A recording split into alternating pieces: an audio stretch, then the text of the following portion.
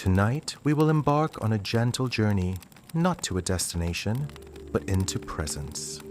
We will explore the timeless wisdom of the Buddha, teachings that have served as a refuge for restless minds for over 2,500 years. Welcome to Sleep Zen Meditations, a sanctuary where ancient wisdom meets the stillness of night. Here, there is nothing you need to do, nothing to fix, and no one you need to become. You are already complete, already whole, exactly as you are in this moment. If this path calls to you, if these teachings bring you peace, I gently invite you to subscribe to this channel.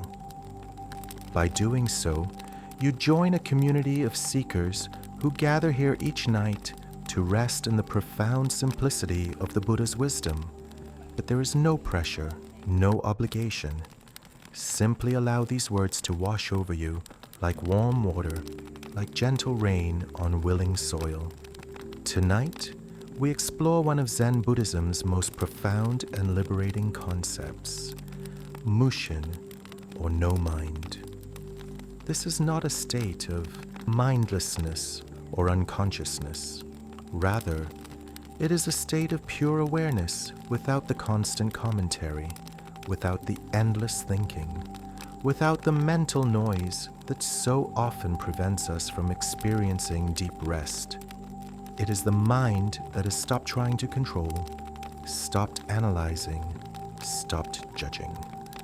The mind that simply is, like a still pond reflecting the moon, like an empty sky holding all weather without resistance. In our modern world, we are trained from childhood to think constantly, to analyze, plan, evaluate, judge, compare. Our minds become like machines that never stop running, generating thought after thought after thought, even when we desperately need rest. We lie down to sleep, and instead of releasing into stillness, our minds review the day, plan tomorrow, replay old conversations, worry about future scenarios, spin endless narratives that have no resolution. This constant mental activity is exhausting. It steals our peace, our rest, our ability to simply be present with life as it unfolds. And yet we don't know how to stop it. We try to force the mind to be quiet, which only creates more mental activity. We fight against thoughts, which gives them more power. We judge ourselves for thinking, which adds another layer of thought on top of the original thoughts. The Zen teaching of no mind offers a different approach. Not fighting the mind, but understanding its nature so deeply that we're no longer controlled by it. Not suppressing thoughts, but discovering the awareness that exists before thought, beneath thought, beyond thought. Not trying to achieve a special state, but recognizing the natural stillness that is always present when we stop adding our mental commentary to experience. These teachings tonight are invitations, not commands. They are not rules to follow or goals to achieve. They are doorways into a way of being that is simpler, quieter, more peaceful than the constant mental activity we've become so accustomed to. They point toward a rest so deep that even sleep itself is transformed. Not sleep as unconsciousness or escape, but sleep as a return to the fundamental stillness from which all experience arises and to which all experience returns. So settle now into whatever position brings you comfort. Let your body sink into the surface beneath you. Feel the gentle pull of gravity inviting you down, down, down into deep rest. There is nothing more for you to do tonight, nothing to accomplish, no state to achieve, no mind to conquer, only this moment, only this breath. Only this gentle invitation to let go of doing and simply be. Just breathe. Let us begin this journey together. Breathe in slowly through your nose, filling your belly with air. Hold for a moment at the top and release through your mouth with a soft sigh. Again, breathing in this present moment, breathing out all effort, breathing in this invitation to no mind, breathing out all the mental noise that has accumulated through your day. Good. The first story we will explore tonight takes us to the very heart of what no mind means and why our constant thinking prevents the deep rest we seek. There once lived a scholar named Takeshi who had spent 40 years studying the teachings of Zen Buddhism.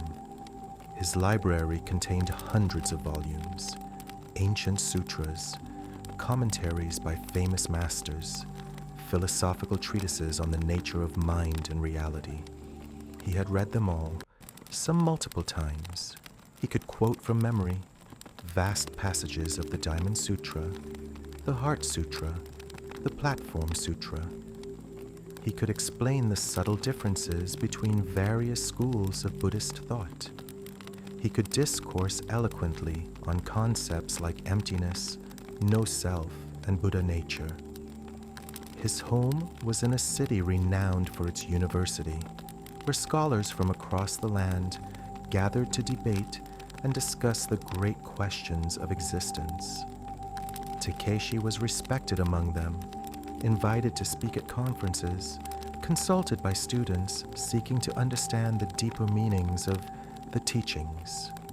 His intellect was formidable, his memory remarkable, his analytical abilities beyond question. But despite all this knowledge, despite his decades of study, Takeshi suffered from severe insomnia. Each night he would lie in his bed, surrounded by his books, and his mind would race. Not with random thoughts, but with profound thoughts. Thoughts about Zen, about enlightenment, about the nature of consciousness. He would analyze the day's reading, compare different interpretations of key passages, formulate questions for further investigation. His mind, so highly trained in intellectual activity, could not stop even when his body desperately needed rest. He tried various techniques he had read about: counting breaths, reciting mantras, visualizing peaceful scenes. But each technique became another thing for his mind to analyze, another concept to understand, another method to perfect. He would lie there thinking, am I breathing correctly? Is my posture right? Am I doing this visualization as the text described? Why isn't this working? The more he tried to achieve the quiet mind he had read about in countless texts, the more active his mind became. The more he studied about no mind, the more his mind filled with ideas about no mind. The more he learned about meditation leading to peace, the more anxious he became about not experiencing that peace. One evening, exhausted from another sleepless night, Takeshi closed his library and walked through the city streets with no particular destination. His feet carried him to the river that flowed through the old district, where a stone bridge arched over the water and willows trailed their branches in the current. It was a place he rarely visited. Too much time spent there meant time away from his studies. As he stood on the bridge, watching the water flow beneath him, he noticed an old man sitting on the riverbank. The man was doing nothing, not reading, not praying, not meditating in any formal sense, simply sitting, watching the water, his face peaceful in a way Takeshi had never achieved despite all his study. Something about this simple scene broke through Takeshi's intellectual defenses. He descended from the bridge and approached the old man, bowing respectfully. "Excuse me, Elder. I don't mean to disturb you, but I'm wondering, what are you doing?" The old man looked up with eyes that sparkled with quiet amusement. Doing? Nothing at all. Just sitting here. But surely you must be thinking about something. Contemplating some teaching? Practicing some form of meditation. Why would I do that? The old man asked. The river is flowing. The wind is blowing. The evening light is beautiful.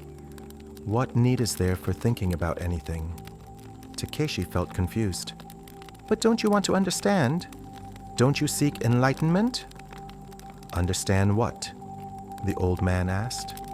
This? He gestured at the river, the trees, the sky. What understanding could add to this? And as for enlightenment, what could be more enlightened than simply being here, present with what is, without needing it to be different or needing to understand it? Takeshi sat down beside him, uninvited, but sensing that the old man wouldn't object. I've studied Zen for 40 years, he said. I've read everything I can find. I can explain every concept, every teaching, but I cannot sleep. My mind never stops, and I don't know how to find the peace that all these texts promise. The old man nodded slowly. Tell me, when you read about a river in a book, do you get wet? Of course not. When you study descriptions of delicious food, does your hunger disappear? No. When you analyze the concept of sleep, does this put you to sleep? Takeshi felt something shift in his understanding. No, the thinking about something is not the same as experiencing it. Exactly, the old man said. For 40 years, you have been thinking about Zen. Thinking about no mind, thinking about peace. But thinking about no mind is not no mind. It's just more thinking. The mind that studies emptiness is not empty. The mind that analyzes peace is not at peace. You have been using your very active mind to try to understand something that can only be experienced when the mind stops being so active. But how do I stop? Takeshi asked. I've tried everything. I've practiced techniques. I've followed instructions. Nothing works. Nothing works because you're still trying, the old man said gently. You're still using your mind to achieve a state of no mind. You're still doing something to get somewhere. This is like trying to calm troubled water by stirring it vigorously. The stirring itself is what keeps the water turbulent. He picked up a small stone and tossed it into the river. They watched the ripples spread across the surface, eventually fading until the water was smooth again. Did the water do anything to become calm? The old man asked. Did it try to stop the ripples? Did it practice being smooth? No, Takeshi said. It simply stopped being disturbed. The ripples faded naturally. Yes, this is no mind. Not something you achieve through effort, but something that is revealed when effort stops. Your mind is naturally clear, naturally peaceful, naturally quiet. But you keep disturbing it with your trying, your analyzing, your seeking, and then you wonder why it's not calm. Takeshi felt tears rising, though he didn't fully understand why. So, what do I do? How do I stop trying? The old man smiled. Even that question is trying. What do I do? How do I achieve not trying? Do you see? The mind that asks these questions is the same mind that's preventing rest. As long as you're looking for a method, a technique, a way to get to no mind, you're still in the realm of mind, of doing, of effort. He gestured again at the river. Look at the water. Does it ask, how do I flow? Does it consult a manual on proper flowing technique? Does it worry about whether it's flowing correctly? It simply flows because flowing is its nature. Peace is your mind's nature too. No mind is your original state. You don't need to achieve it. You only need to stop preventing it. I don't understand, Takeshi admitted. How do I stop preventing it without making stopping preventing into another thing I'm trying to do? The old man laughed, a warm sound that seemed to come from his belly. Now you're beginning to see the paradox. This is good. The mind that can see the paradox is already beginning to loosen its grip. You cannot think your way to no mind. You cannot practice your way to not practicing. You cannot achieve your way to not achieving. The very attempt is the obstacle. He stood up slowly, his old joints creaking.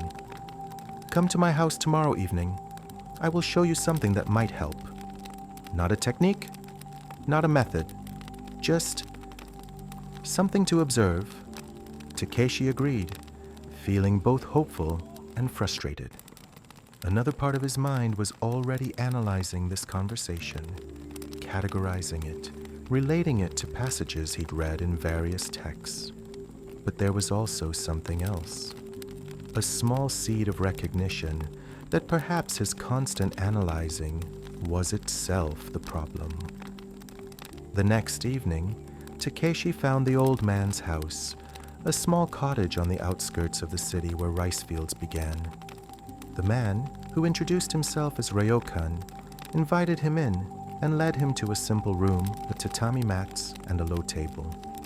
On the table sat a single item, a large glass jar filled with muddy water. "Sit," Ryokan said, "and watch." Takeshi sat, confused. Watch what? The jar of dirty water? This seemed pointless. His mind immediately began questioning. What is this supposed to teach me? How long should I watch? What am I supposed to see? Is this some kind of koan? What does muddy water symbolize in Zen texts? Ryokan seemed to read his thoughts. Just watch. Nothing more. No need to understand or analyze. Just observe what happens. So Takeshi watched. For the first few minutes, his mind continued its commentary. This is silly. I should be studying. What's the point of staring at muddy water? But gradually, as the minutes passed, something happened. The sediment in the water began to settle. Slowly, so slowly, he almost didn't notice at first, the water began to clear. The mud sank to the bottom, and the water above became progressively more transparent. After perhaps 30 minutes, the jar sat transformed. The water was perfectly clear, almost invisible. The sediment rested peacefully at the bottom, undisturbed.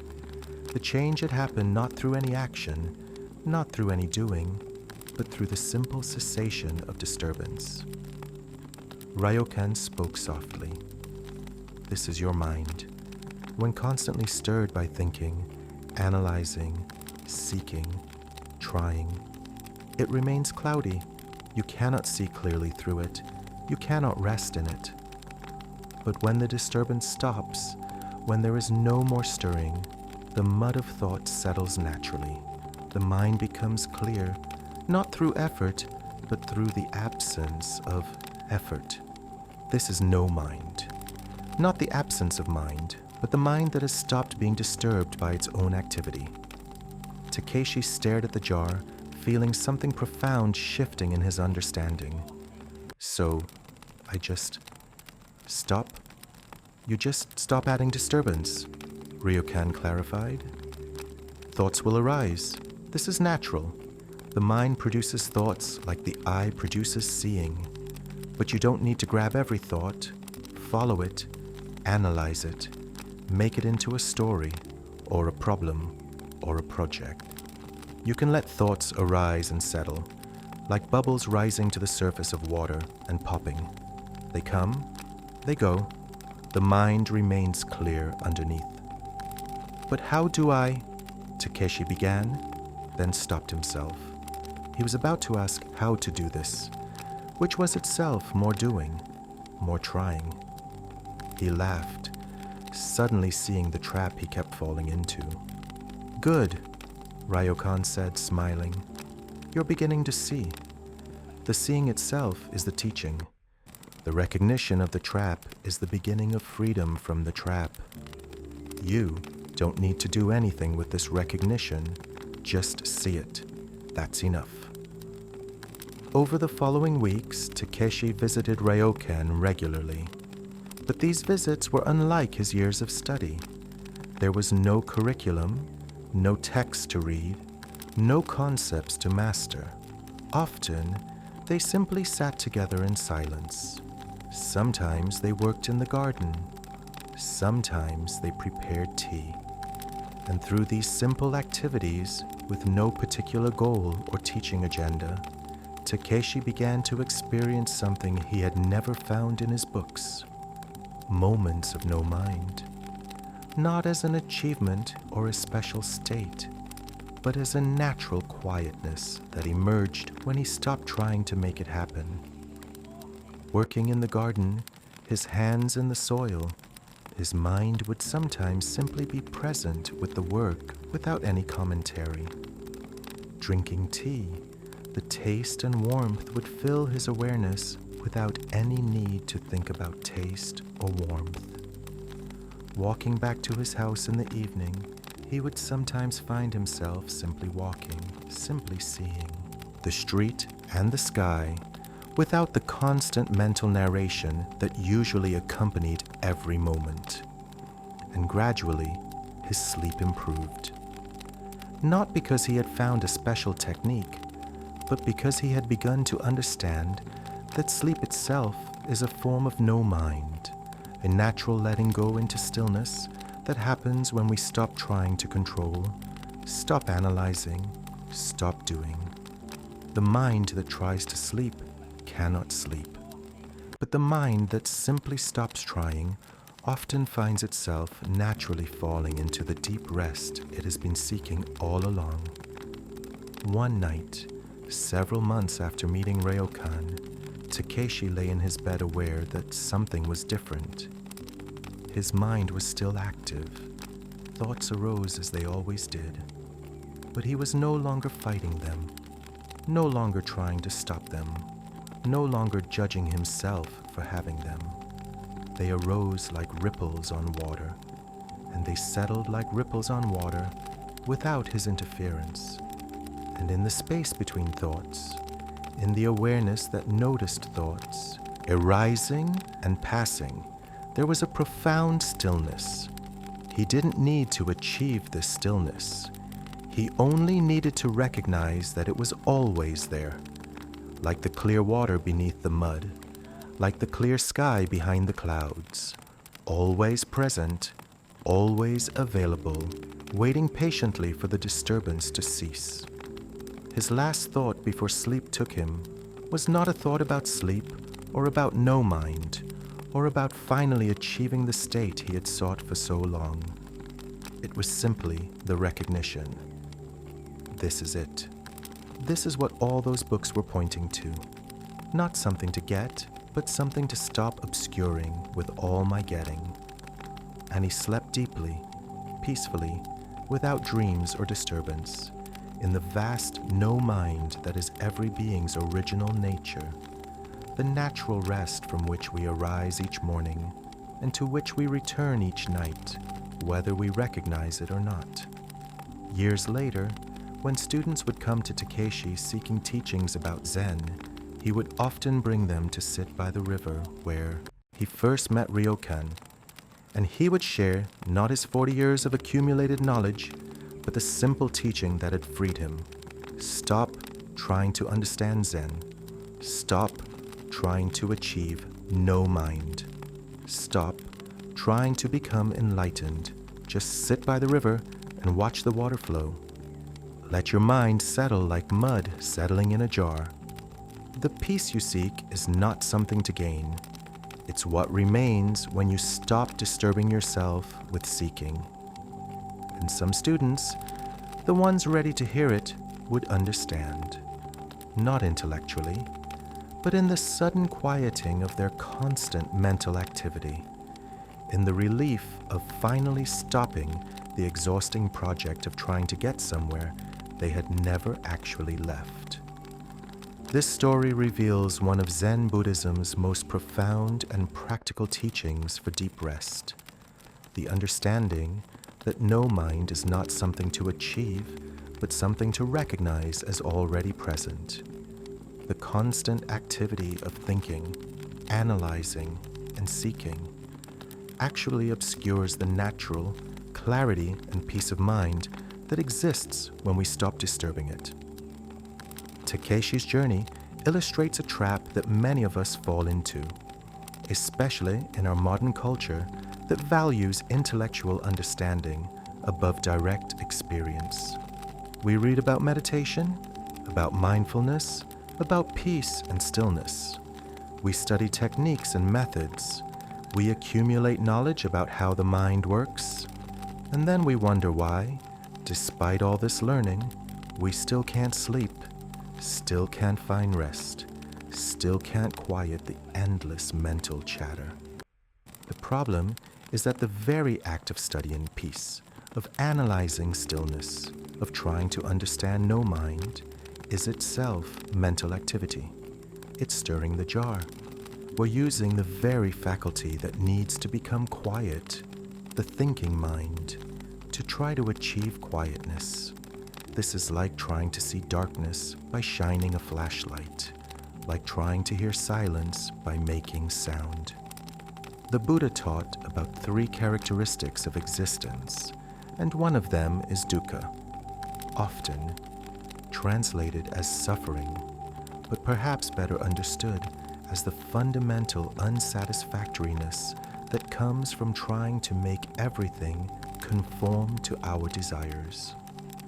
When we try to force our minds to be quiet, when we demand that thoughts stop arising, when we judge ourselves for thinking when we're supposed to be meditating, we're creating dukkha. We're resisting reality and creating suffering through that resistance. No mind, mushin in Japanese, is not the absence of thought. It's not a blank state or unconsciousness. Rather, it's the mind that is not caught by thoughts, not controlled by thoughts, not identified with thoughts. Thoughts arise, but they arise in a spacious awareness that doesn't grab onto them, doesn't follow them, doesn't make them into problems or projects. They're like clouds passing through the sky, present, visible, but not affecting the fundamental spaciousness of the sky itself. Ryokan's teaching with the jar of muddy water is a perfect metaphor for this. When we try to clear the water by stirring it more vigorously, we only make it muddier. But when we simply stop stirring, the water clears by itself. The mud settles naturally. No effort is required. In fact, effort prevents the clearing. This is why sleep is so difficult for people with overactive minds. Sleep is fundamentally a letting go, a surrender, a cessation of effort. But the mind that is constantly trying cannot surrender. The mind that is analyzing everything cannot let go. We lie in bed trying to fall asleep, which is a contradiction. The trying itself prevents the falling. What Takeshi discovered is what all who find deep rest eventually discover. We don't need to do anything to access the peace and stillness that allows sleep. We only need to stop doing so much, stop trying so hard, stop stirring the water. The natural clarity and rest will reveal itself. But here's the subtle point. Even this stopping cannot be turned into another doing, another technique, another method to master. If we try to practice not trying, we're still trying. If we make a goal out of achieving no mind, we're still in the realm of mind, of effort, of seeking. So what do? This is the question Takeshi kept asking, and it's the question that reveals the trap. As long as we're asking, what do I do? We're still looking for a technique, a method, a way to control our experience and make it conform to what we want. The question itself is the obstacle. The answer, paradoxically, is that there is no answer in the usual sense, no method to follow, no technique to practice, no thing to do. There is only recognition, seeing clearly that the constant mental activity, the endless trying, the perpetual seeking is what's preventing the rest we desire. And sometimes, in the simple seeing of this, the activity naturally begins to quiet. Think of it like this. Imagine you're holding your hand in a tight fist. You've been holding it like this for so long that you've forgotten you're doing it. Your hand hurts, but you don't connect the pain with the gripping. Someone points out to you, you're making a fist. Your hand hurts because you're gripping so tightly. In that moment of recognition, what happens? Often, without any deliberate decision, the hand naturally begins to open. The seeing of the tension is the beginning of the release. This is what happened for Takeshi. Years of intellectual study couldn't give him what he sought. But sitting with Ryokan, watching muddy water settle, simply observing without trying to make anything happen, he began to recognize the constant stirring his own mind was doing. And in that recognition, the stirring naturally began to quiet. Not all at once, not permanently. The mind has momentum. It doesn't stop its patterns overnight. But moments of no mind began to appear. Gaps in the constant mental commentary. Spaces where there was just experience without the thinking about experience. Just hands in soil. Just tea being tasted. Just walking, happening. And in those gaps, Takeshi touched the peace he had been seeking for 40 years. In your own life, notice how much mental activity you're engaging in right now. Even as you hear these words, is there a part of your mind commenting on them? Agreeing or disagreeing? Analyzing how this applies to you? Planning what you'll do with this information? All of this is the stirring that keeps the water muddy. What if, just for this moment, you could let all that mental activity be? Not push it away. That's just more stirring. But simply notice it, and then let your attention rest in the spaces between thoughts, in the awareness that is present before any thought arises, in the stillness that holds all mental activity without being disturbed by it. This is no mind, not something exotic or mystical, not a special state reserved for enlightened masters. Just the natural clarity of awareness when it's not constantly disturbed by thinking, trying, seeking, controlling. It's already here. It's already available. You don't need to get it or achieve it. You only need to stop obscuring it with all your efforts to get it. Tonight, as you prepare for sleep, experiment with this teaching. Notice when your mind is trying to fall asleep, analyzing why you're not asleep yet, worrying about tomorrow, planning your week. Notice all the mental stirring, and then, without fighting it, without trying to stop it, simply let it be. Like watching muddy water settle, not doing anything to make it clear, just allowing the natural settling to happen. You might find that sleep comes more easily when you stop trying so hard to make it happen. You might discover that rest is always available when you stop disturbing yourself with constant mental activity.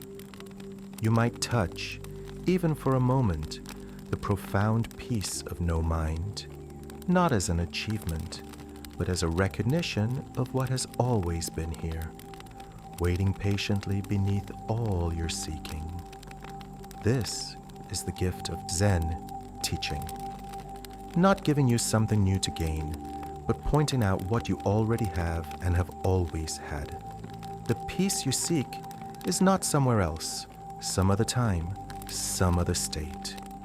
It's here, now, in this moment, when you stop looking for it and simply recognize the stillness that is always present. Let your breathing be your teacher in this. Each breath comes without effort. Each breath goes without resistance. Breathing doesn't try to breathe. It simply happens. Let your mind be like breathing, natural, effortless, arising and passing without your interference. This is no mind. This is deep rest. This is home. Breathe now. Feel your body softening into the surface beneath you.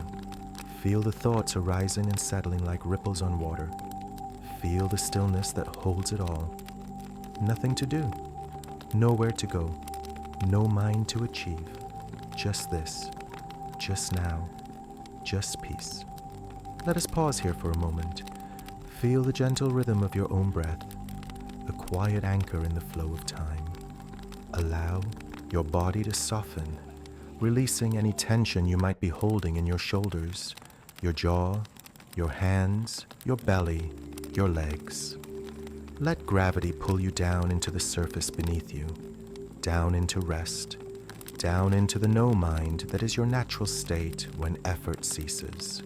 You are here, you are present, you are breathing, and beneath all the mental activity, beneath all the thoughts and plans and worries, there is a profound stillness.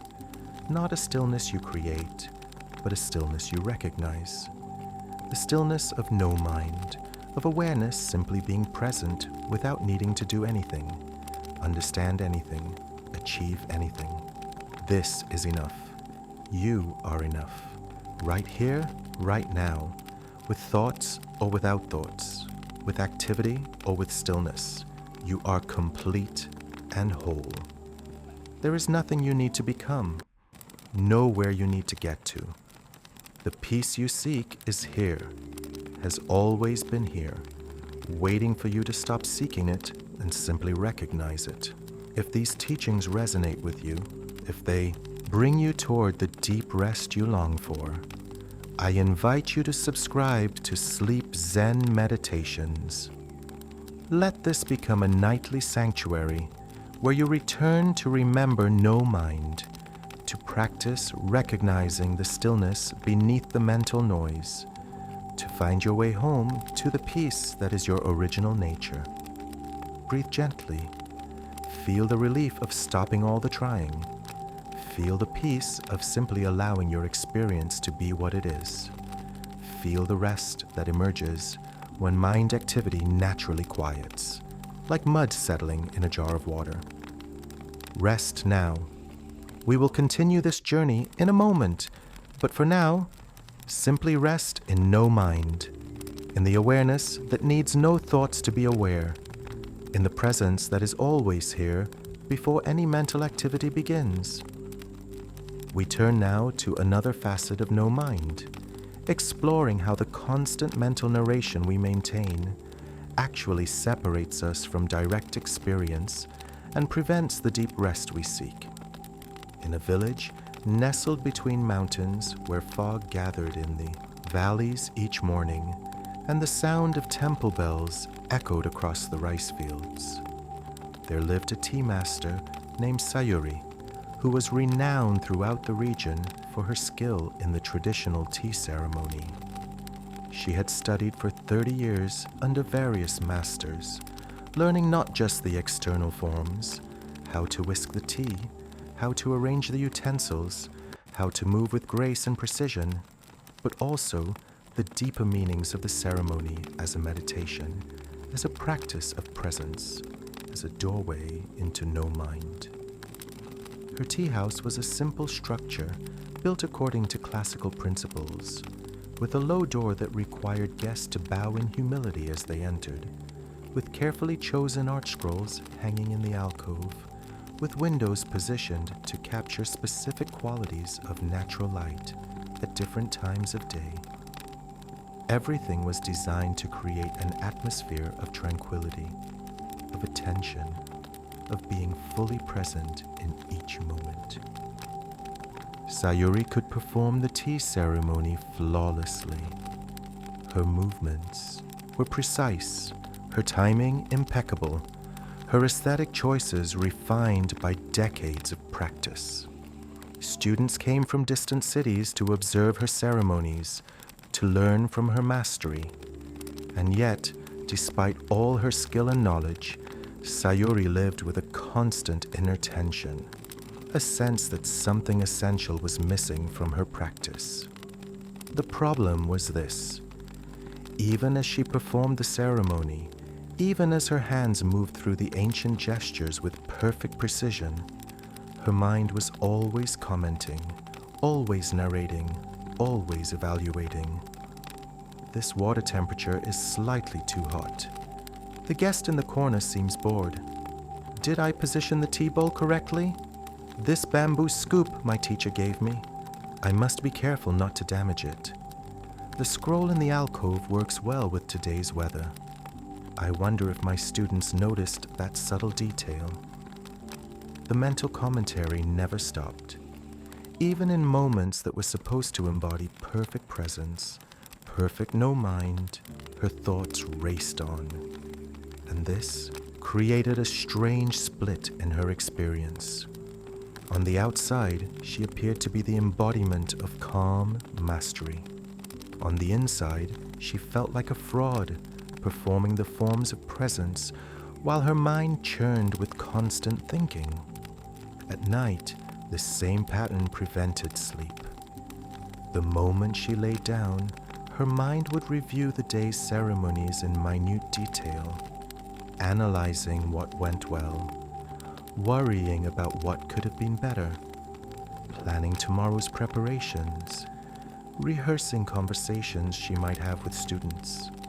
The tea ceremony was meant to be a practice of no mind, but for Sayuri, it had become just another arena for obsessive thinking.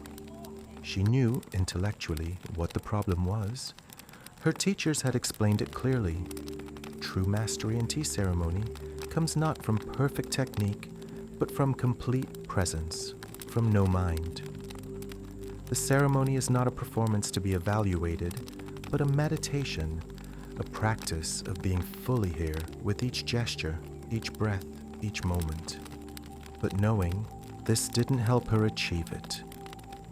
The knowing itself was just more mental content, more thinking about what she should be experiencing instead of actually experiencing it.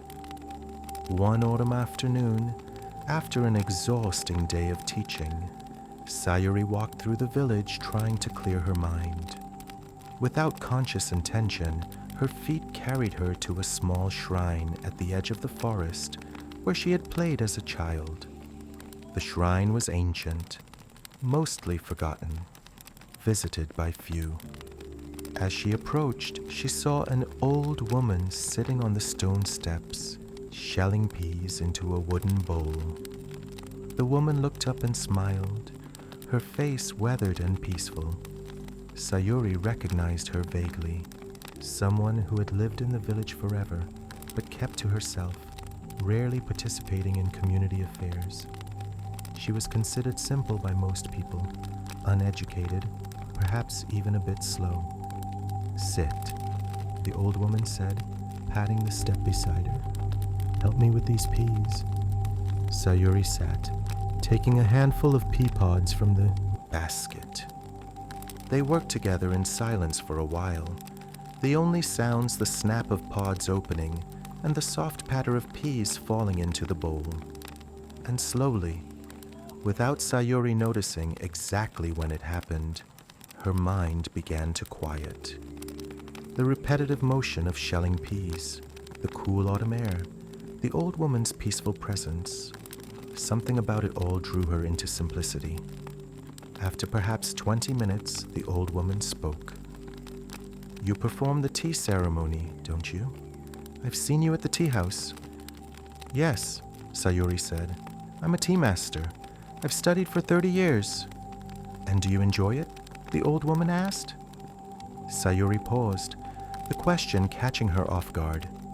Did she enjoy it? It's my life's work, she said carefully. It's what I've dedicated myself to. It's important to me.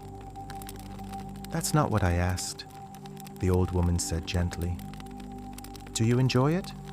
Right in the moment, when you're whisking the tea, when you're offering the bowl, do you feel joy? Sayuri felt something tighten in her chest. Sometimes, when everything goes perfectly, when my mind is quiet and I can be fully present, but that's rare. Usually, my mind is so busy analyzing, evaluating, worrying. I'm always thinking about the ceremony instead of just being in the ceremony. The old woman nodded. Like these peas. You could shell them while thinking about shelling them. Thinking, am I doing this right? Is my technique correct? What does this pea shelling mean? But that would be exhausting, wouldn't it? And you'd miss the actual experience, the feel of the pods, the smell of the fresh peas, the simple satisfaction of the work. She held up a pea pod, examining it in the afternoon light. For most of my life, people in this village have thought I'm simple, slow-minded, because I don't talk much, don't explain things, don't analyze and discuss. But I know something they don't. Thinking about life and living life are not the same thing. The mental narration we maintain, the constant stream of thoughts about our experience, this separates us from the experience itself. Sayuri felt tears rising unexpectedly. But how do you stop the narration? How do you just experience without thinking about experiencing? You don't stop it, the old woman said. That would be just another thing to do, another goal to achieve. You simply notice when you're caught in narration, and you gently return attention to direct experience. Like this. She took Sayuri's hand and placed a pea pod in it. Feel the texture. Notice the weight. Open it and feel the peas inside. That's direct experience. Now notice if your mind starts commenting, this pod is smooth. These are good peas. I'm doing the noticing exercise. That's narration. Not the experience itself, but thoughts about the experience. Sayuri opened the pod slowly, paying attention. She could feel the difference, the direct sensation of her fingers against the pod, and then the mental commentary about the sensation. Two different things. She had been confusing them her entire life, thinking the commentary was part of the experience. In tea ceremony, the old woman continued, you have learned all the forms, all the movements. Your body knows what to do, but your mind doesn't trust this. It thinks it needs to supervise, to comment, to make sure everything is done correctly. This mistrust creates the narration, and the narration creates the separation from direct experience. So, I should trust my body? Trust the training? Not trust as a decision or a choice, the old woman said. Just notice that the body can perform the ceremony while the mind rests. The hands can whisk the tea without the mind narrating. I am whisking the tea. Am I whisking it correctly? This whisking represents the harmony of heaven and earth. All that narration is extra, unnecessary. The whisking itself is complete. She stood up, gathering the bowl of shelled peas. Come to my house tomorrow morning. I will make tea for you, not a ceremony, just tea. And you can observe what happens when there is no performance, no evaluation, no goal, just the simple act of making and drinking tea. The next morning, Sayuri arrived at the old woman's cottage, a humble structure that made her own tea house look elaborate by comparison. The woman, who said her name was Uma, led her to a small room with an earthen floor and a simple hearth where water was already heating in an iron kettle. "Sit," Ume said, gesturing to a rough cushion. Sayuri sat, her tea master's mind already cataloging everything. The asymmetry of the room, the simplicity of the utensils, the lack of formal tea ceremony equipment. But then she caught herself. This was the narration, the commentary. The mind trying to evaluate and categorize instead of simply being present. Scooped tea leaves into a worn ceramic bowl.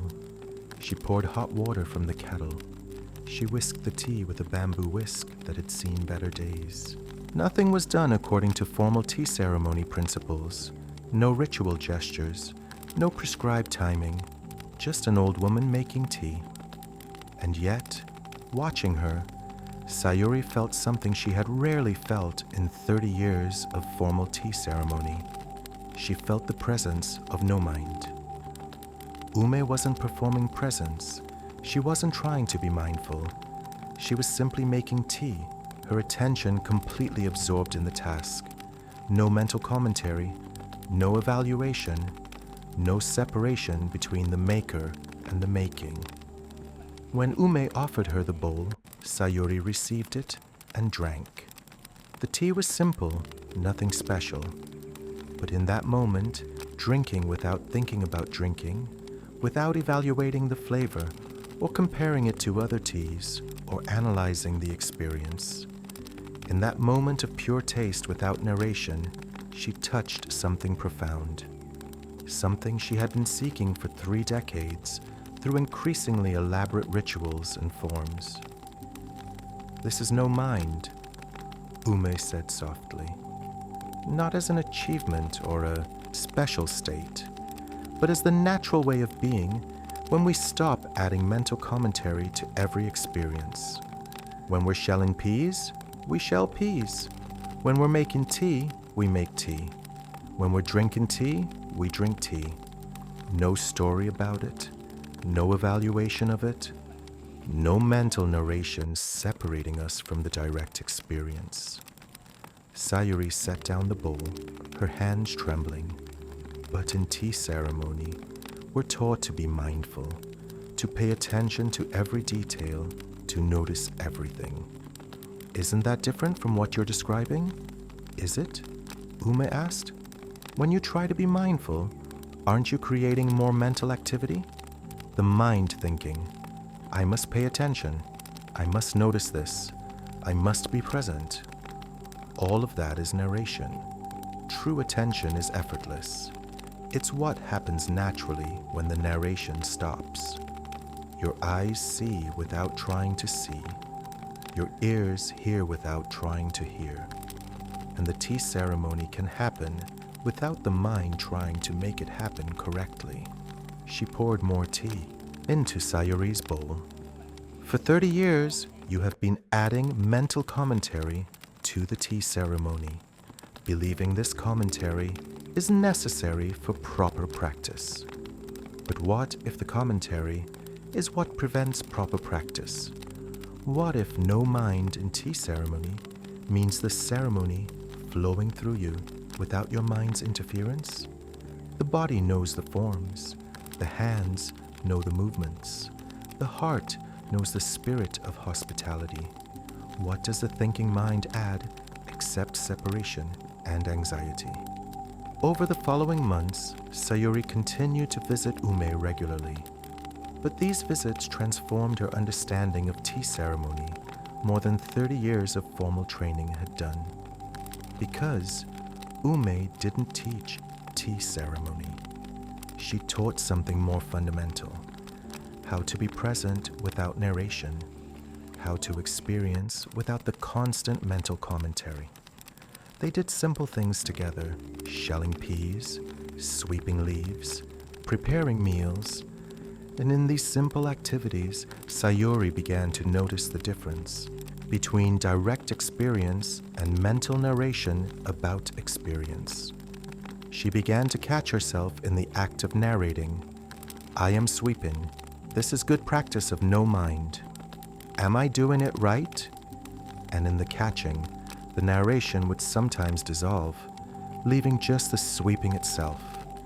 Just the body moving, just the broom against the ground, just the leaves gathering.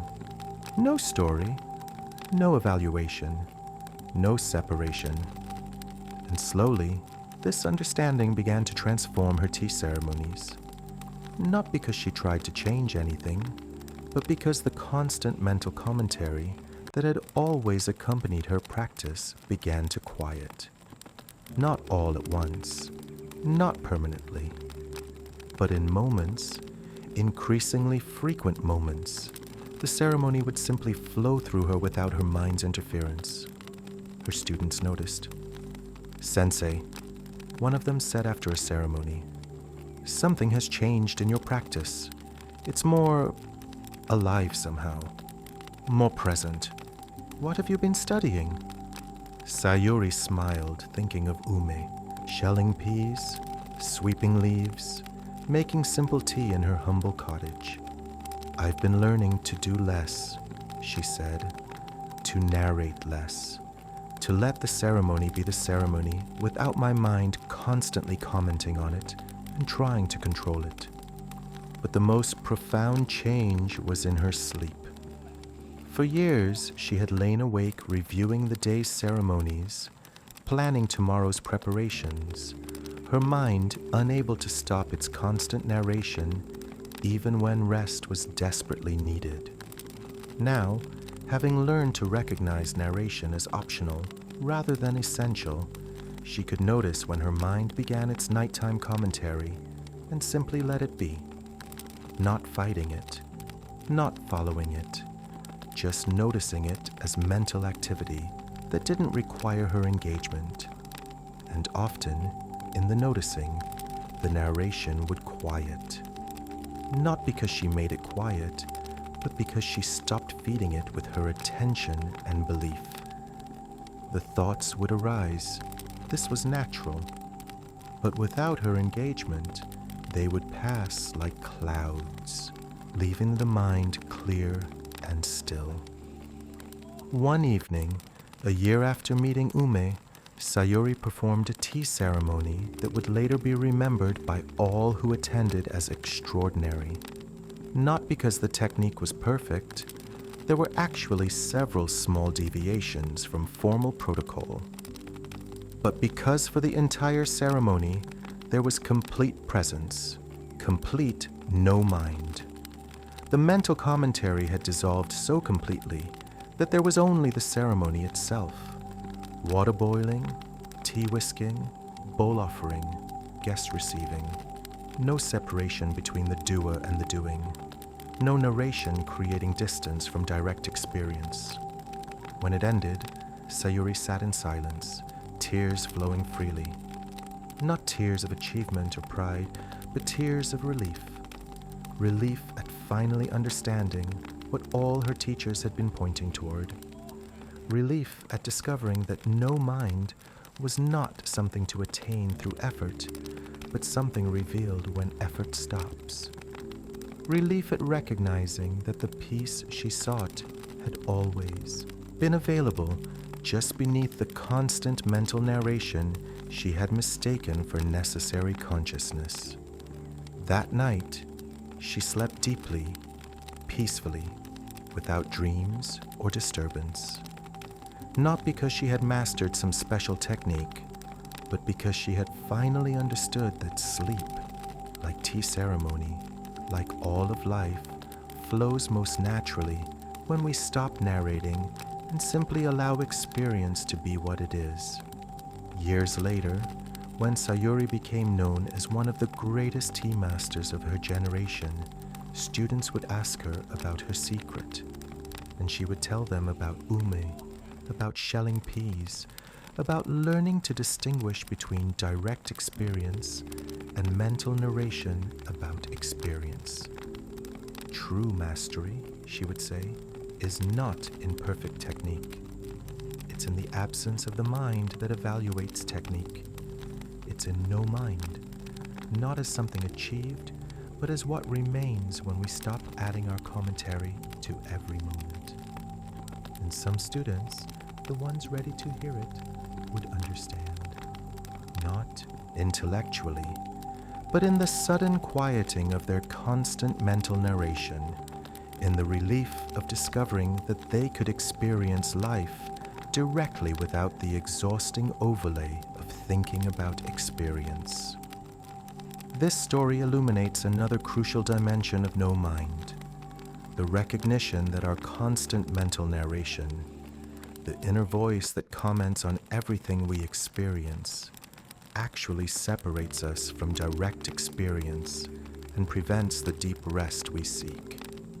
In our modern culture, we're taught that this mental narration is necessary, even desirable.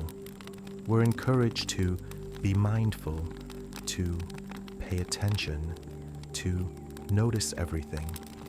And while there's value in these instructions, they can paradoxically create more mental activity rather than less. The mind trying to be mindful, trying to pay attention correctly, trying to notice everything properly. This creates a layer of mental effort that separates us from the very presence we're seeking. Sayuri's journey reveals the trap. She had spent 30 years learning tea ceremony as a practice of presence, of no mind. But her very effort to practice correctly, to be present properly, to achieve no mind, created constant mental commentary that prevented the genuine presence she sought. The thinking about the ceremony stood between her and the ceremony itself. This is what the Buddha taught about when he spoke of right effort. Not the effort of trying harder, but the balanced, relaxed effort that allows things to unfold naturally. In tea ceremony, in meditation, in life itself, there is a quality of attention that is effortless, that arises naturally when we stop trying so hard to pay attention correctly. Ume embodied this effortless attention. She wasn't trying to be mindful while shelling peas. She wasn't practicing presence while making tea. She was simply doing what she was doing, completely absorbed in the activity, with no mental narration, creating separation between herself and the experience. This is true no mind, not the absence of mind, but the mind that has stopped commenting on every moment. The difference between direct experience and mental narration about experience is subtle but profound. Right now, as you rest here, you can notice this difference. There is the direct sensation of your body against a surface beneath you. And then there is the mental commentary. My back hurts. I should adjust my position. This feels comfortable. Am I relaxing correctly? The sensation and the commentary are not the same thing. Direct experience is always immediate, always now. It requires no thinking, no analysis, no evaluation. The body feels without needing to think about feeling. The eyes see without needing to narrate what they're seeing. The ears hear without needing to describe what they're hearing. This is the natural way of experiencing, without the overlay of mental commentary. But we've become so habituated to narration that we rarely notice it's happening. The inner voice is so constant that we mistake it for consciousness itself. We think the narration is necessary for awareness, that without it, we would somehow not be fully present or fully alive. But the opposite is true. The narration is what prevents full presence, full aliveness, full experience.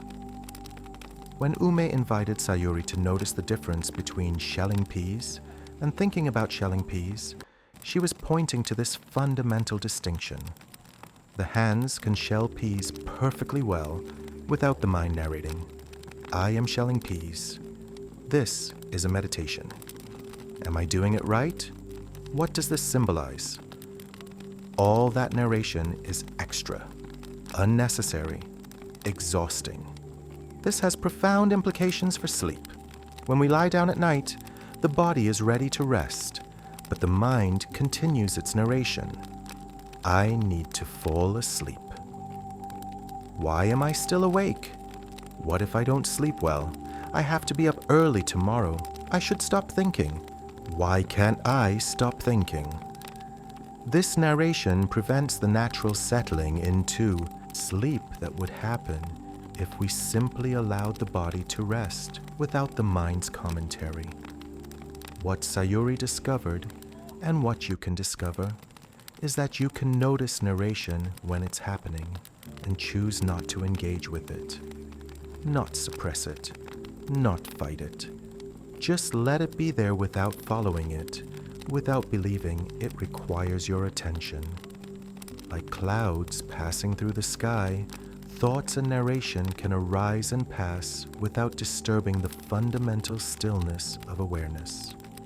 The practice is simple but not easy. Whenever you notice mental narration arising, gently return attention to direct experience.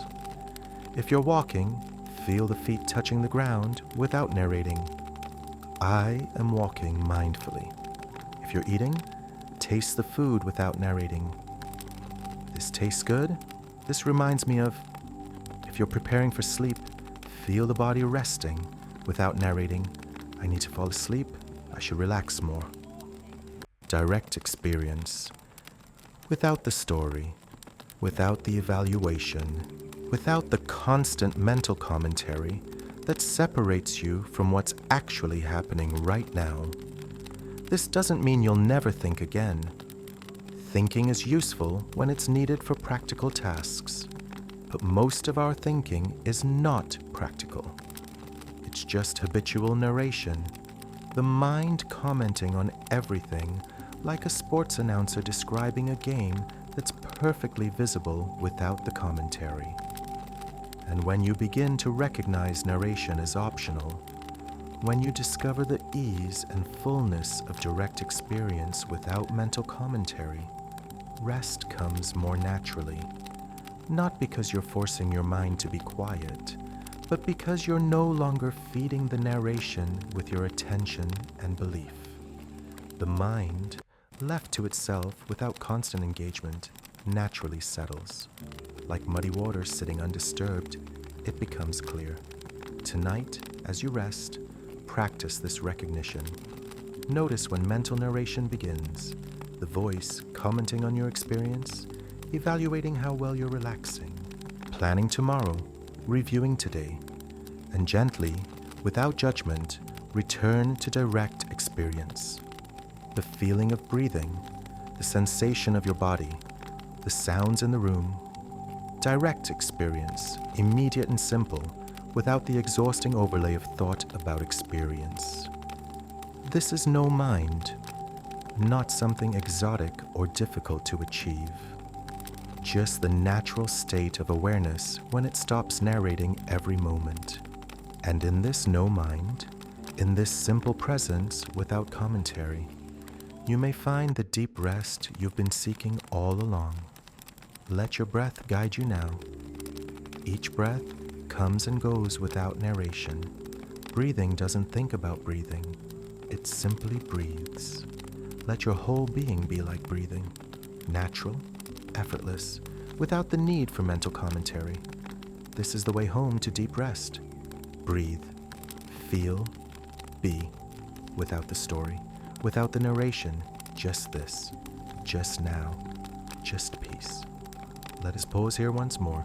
Take a slow, deep breath into your belly. Hold it gently at the top and release through your mouth with a soft sound of letting go. Feel your body sinking deeper into rest with each exhale. Feel the mental narration quieting as attention rests in simple, direct experience. You are here. You are breathing. You are present. And beneath all the thoughts, beneath all the mental commentary, there is a profound stillness. A silence that holds all sound. A peace that holds all activity.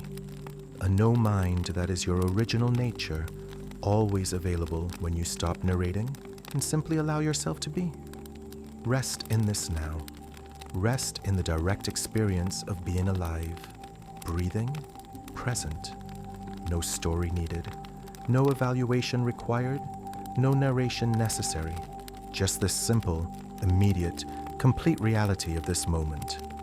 If these teachings serve you, if they help you find your way to deeper rest, I invite you again to subscribe to Sleep Zen Meditations. Make this a nightly practice of returning to no mind, to direct experience, to the peace that exists before and beneath all mental commentary. Breathe gently now. Feel how each breath is complete in itself, needing no thought to breathe correctly, no narration to guide it. Let your mind be like your breath, natural, effortless, flowing without interference. Rest deeply. The deep rest that comes not from doing anything special, but from finally stopping all the unnecessary doing that has been preventing rest all along. We continue our journey now into deeper dimensions of no mind, exploring how our attachment to being someone special creates mental turbulence that prevents rest. In a monastery, high in the mountains, where snow covered the peaks most of the year and prayer flags fluttered in the thin air, there lived a monk named Genzo who had devoted 25 years to intense meditation practice. He had studied with renowned masters, completed lengthy retreats, and gained a reputation as one of the most dedicated practitioners in the monastery. Other monks sought his advice. Visitors asked for his teachings. The abbot himself often commented on Genzo's exceptional discipline and attainment. But all of this recognition, this reputation as a realized practitioner, had become a prison for Genzo. Because whenever he sat in meditation, whenever he engaged in practice, part of his mind was watching, evaluating, maintaining the image of himself as someone special, someone who had achieved something, someone who understood the Dharma deeply. Even in moments of deep stillness, there would arise the thought, this is good practice. I am experiencing genuine no mind. This is what the texts describe. I have truly progressed. And in that very thought, in that self-congratulation, the no mind was lost. The mind had returned, busy maintaining the identity of one who has no mind. This created a strange paradox. The more Genzo achieved in his practice, the more his identity became invested in being someone who had achieved. The more he experienced genuine moments of no mind, the more his mind grasped at these experiences as evidence of his spiritual advancement. He was trapped in what Zen calls the stink of enlightenment, the subtle pride that comes from spiritual accomplishment, which itself prevents genuine freedom. At night, this manifested as a particular kind of insomnia. Genzo would lie in his small cell, reviewing his meditation sessions, evaluating his progress, comparing his current state to previous states. Today's sitting was deep. Yesterday's was distracted. I'm advancing. No, wait. Thinking about advancing is itself ego. I shouldn't think about progress, but not thinking about progress is itself a kind of progress. Unless that's just more ego. The mental loops were endless, exhausting, and beneath them all was a fundamental anxiety. What if I'm not as realized as people think? What if my reputation is false? What if I lose the special status I've worked so hard to achieve? One winter morning, during the coldest part of the season when even getting out of bed required courage, Genzo was assigned to help the monastery's oldest resident, a monk named Hakuin, who was over 90 years old. Hakuin had lived at the monastery longer than anyone could remember, but he held no special position, gave no teachings, was known for nothing in particular except his longevity and his habit of sitting for hours by the window of his small room, watching the mountains. Genzo had always dismissed Hakuin as somewhat senile, a relic from another time who had never achieved anything notable in his practice. But the abbot had asked Genzo to help the old monk with his daily needs, so Genzo went, trying to maintain his compassionate bodhisattva demeanor while secretly resenting the interruption to his meditation schedule. He found Hakuin sitting by his window, as usual, wrapped in blankets, gazing at the snow-covered peaks. "Ah, young Genzo," Hakuin said, his voice surprisingly strong. "Come, sit with me. Look at the mountains." Genzo sat reluctantly, already thinking about how long this would take, how it would affect his practice time. But he looked at the mountains as instructed, maintaining his mask of patient compassion. They sat in silence for perhaps 10 minutes. Then Hakuin spoke. "Beautiful, aren't they?" "Yes, master," Genzo said formally. "Do you see them?" Hakuin asked. "Of course," Genzo said, confused. "No, I mean, do you see them?" Hakuin turned to look at Genzo directly. "Or are you seeing your thoughts about them? Your evaluation of whether this is a good use of your time. Your maintenance of your image as a compassionate monk helping an old man." Genzo felt his face flush. I'm looking at the mountains." "You're looking at your own mind," Hakuin said gently. "You're so busy being advanced practitioner, Genzo, that you can't simply see mountains. Everything you experience is filtered through this identity you're maintaining. Even this conversation, part of your mind, is already planning how you'll report it to others, how it fits into your spiritual narrative." Genzo wanted to protest, but he couldn't. It was true. Even now he was thinking, "This old man sees through me. This is a teaching. I should pay attention and learn from this. This will help my practice." Layer upon layer of self-referential thinking, all maintaining the identity of someone on a spiritual path.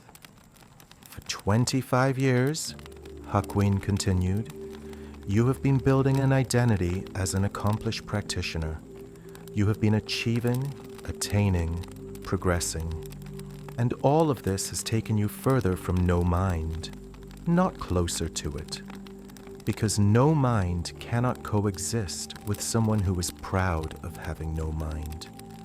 The one who evaluates his spiritual progress has not let go of self-evaluation. The one who measures his attainment is still attached to attainment. But surely, Genzo said, there is genuine progress, genuine realization. Some people are more awake than others. Perhaps, Hakuin said. But the one who is concerned about whether he is more awake has missed the point entirely. No mind is not about being someone special. It's about finally giving up the exhausting project of being anyone at all.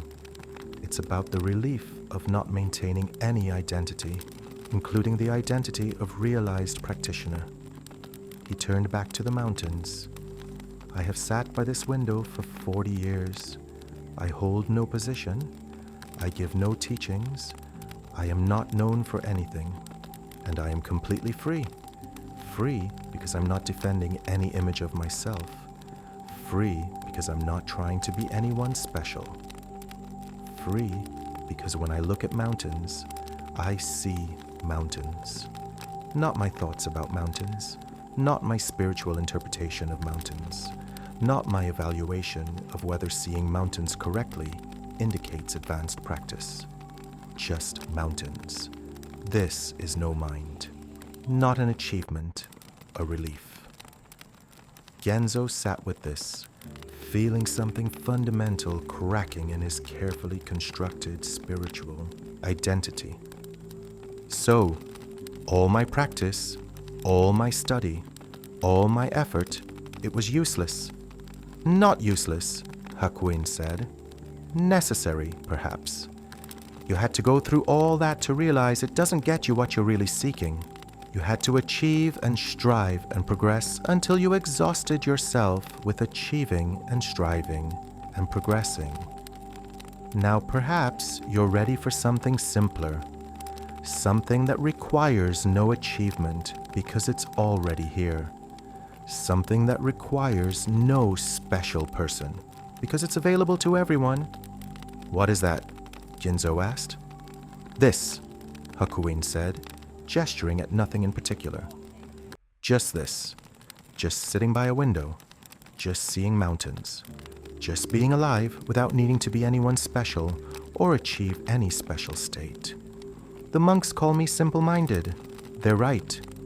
I am simple-minded. I have finally achieved the great accomplishment of being ordinary.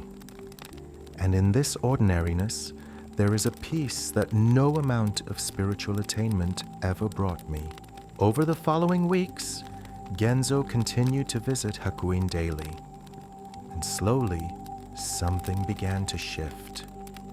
Not because Hakuin taught him new techniques or gave him profound teachings, but because sitting with someone who had completely given up the project of being special, Genzo began to feel the exhaustion of his own endless self-maintenance. All the evaluating, all the measuring, all the comparing, all the defending of his image as an accomplished practitioner. It was all so exhausting. And for what? What had it brought him except a reputation that he constantly had to maintain, an identity that he constantly had to defend, and an insomnia born of endless self-evaluation? One evening, sitting in meditation in his cell, Genzo felt the familiar arising of self-evaluation. This sit-in is going well. I'm experiencing deep stillness. This is... And suddenly, he saw it. Saw the whole mechanism, the mind creating an identity, the identity generating self-referential thoughts, the thoughts preventing genuine no-mind, and in that seeing, something released. Not forever. The pattern would return. Habits of 25 years don't dissolve instantly. But in that moment, there was just sitting. No one sitting well or poorly. No one progressing or regressing. No accomplished practitioner maintaining his reputation. Just the simple, direct experience of breathing, of being, of existing without any story about existence. And that night, for the first time in years, Genzo slept deeply.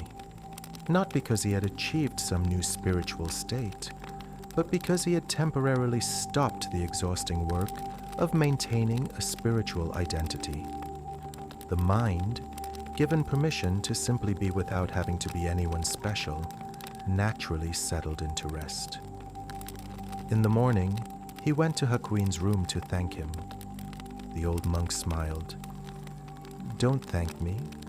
Thank yourself for finally getting tired enough to give up. The real practice isn't achieving anything. It's the courage to be ordinary, to be no one special, to let all your spiritual attainments dissolve like morning mist. This is no mind, not the mind of someone who has achieved no mind, but the simple mind that has stopped trying to achieve anything at all." Years later, Genzo did eventually become known as a teacher, but he taught differently than other teachers. When students came seeking advanced practices, seeking to progress on the path, seeking to achieve realization, he would often just sit with them in silence, looking at mountains or trees or sky. And sometimes a student would say, "But Master, when will you teach us?" And Genzo would smile and say, "I am teaching you. I'm teaching you that there's nothing to achieve, no one special to become, no advanced state to attain. Just this. Just being here, being alive, being ordinary. When you can be completely ordinary, without disappointment, you have found what all the advanced practices point toward. This story illuminates a particularly subtle obstacle to no mind, spiritual pride. The identity of being someone special on a spiritual path, someone who has achieved something, someone who is more realized than others. This identity, however refined and spiritual it may seem, is still an identity that must be maintained by constant mental activity, constant evaluation, constant comparison. And this mental activity prevents genuine no-mind. The Buddha warned about this explicitly. He spoke of practitioners who cling to their attainments, who become proud of their spiritual accomplishments, who use their practice to feel superior to others. He called this the conceit of spiritual attainment, and he taught that it's one of the last and most subtle obstacles on the path to freedom. Why is this relevant to sleep, to deep rest? Because many people who are drawn to meditation, to Buddhist teachings, to practices like this sleep meditation, are seekers. They're looking for something, and unconsciously they begin to build an identity around being a seeker, being someone on a spiritual path, being more conscious or aware or evolved than ordinary people. And this identity requires constant maintenance. The mind must evaluate. Am I practicing correctly? Am I making progress? Am I more advanced than I was last month? How do I compare to other practitioners? All of this evaluation, all this self-referential thinking, creates mental turbulence that prevents the very rest and peace that the practice is meant to provide. Genzo's journey shows the way out of this trap, not through more achievement, not through becoming even more advanced, but through the courage to be ordinary, to give up the project of being someone special, to let all spiritual attainments dissolve, to rest in the simple, direct experience of being alive without any story about what that means or how advanced it makes you. Hakuin embodies this freedom. After decades of practice, he has arrived at ordinariness. Not the unconscious ordinariness of someone who has never questioned life, but the conscious ordinariness of someone who has seen through all the spiritual games and returned to simplicity. He sits by a window. He looks at mountains. He needs no recognition, no position, no identity as an accomplished practitioner. And in this freedom from needing to be anyone special, he has found genuine peace. This teaching applies to all of us, whether we consider ourselves spiritual seekers or not, because we all maintain identities that require constant mental activity to uphold. We all have images of ourselves that we defend, narratives about who we are that we constantly verify and update. And all of this identity maintenance creates mental noise that prevents rest. The invitation of no mind is to let all of this go, not to replace your current identity with a spiritual identity, but to rest in the awareness that exists before any identity forms. The awareness that sees mountains without needing to be someone who sees mountains correctly. The awareness that breathes without needing to be someone who breathes mindfully. The awareness that exists without needing to be anyone in particular. This is the deepest rest, not the rest of unconsciousness or sleep as escape, but the rest of finally putting down the exhausting burden of maintaining an identity, the relief of being no one special, the peace of simple ordinariness. Tonight, notice if there's a part of your mind that's trying to be good at this sleep meditation, trying to relax correctly, trying to achieve no mind properly. Notice if you're maintaining an identity as someone who is spiritual or conscious or on a path, and see what happens when you let all of that go. When you give yourself permission to be completely ordinary, to be no one special, to simply be here without any story about what that means. In that letting go, in that permission to be ordinary, you may find the deepest rest you've ever known. Not because you've achieved something, but because you finally stopped trying to achieve. Not because you become someone special, but because you've relaxed into the relief of being no one special at all. Let your breathing be ordinary. Let your body be ordinary. Let your mind be ordinary. Let this moment be ordinary. And discover the extraordinary peace that exists in complete ordinariness when all striving has ceased, and you rest in the simple fact of being alive, here, now, without needing it to mean anything or make you anyone special. Breathe. Rest. Be ordinary. This is no mind. This is home. This is peace. Let us pause here once more. Take a gentle breath into your belly. Release it slowly through your mouth. Feel your body sinking deeper into the surface beneath you. Feel any remaining tension dissolving. Feel the relief of not needing to be anyone special, not even for this sleep meditation. You are here, you are breathing, you are resting, and you don't need to do any of this correctly. You don't need to be good at relaxing. You don't need to achieve perfect no mind.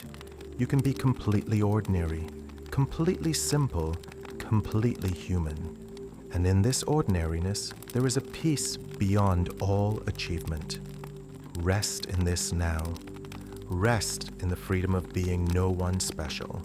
Rest in the simplicity of just being here, breathing, alive, without any story about what that means or where it's taking you. We turn now to explore how no mind relates to acceptance, the deep acceptance of things as they are, which allows genuine rest. In a coastal village where fishing boats returned each evening with their catches and the sound of waves was the constant companion to daily life, there lived a woman named Chio who ran a small inn for travelers.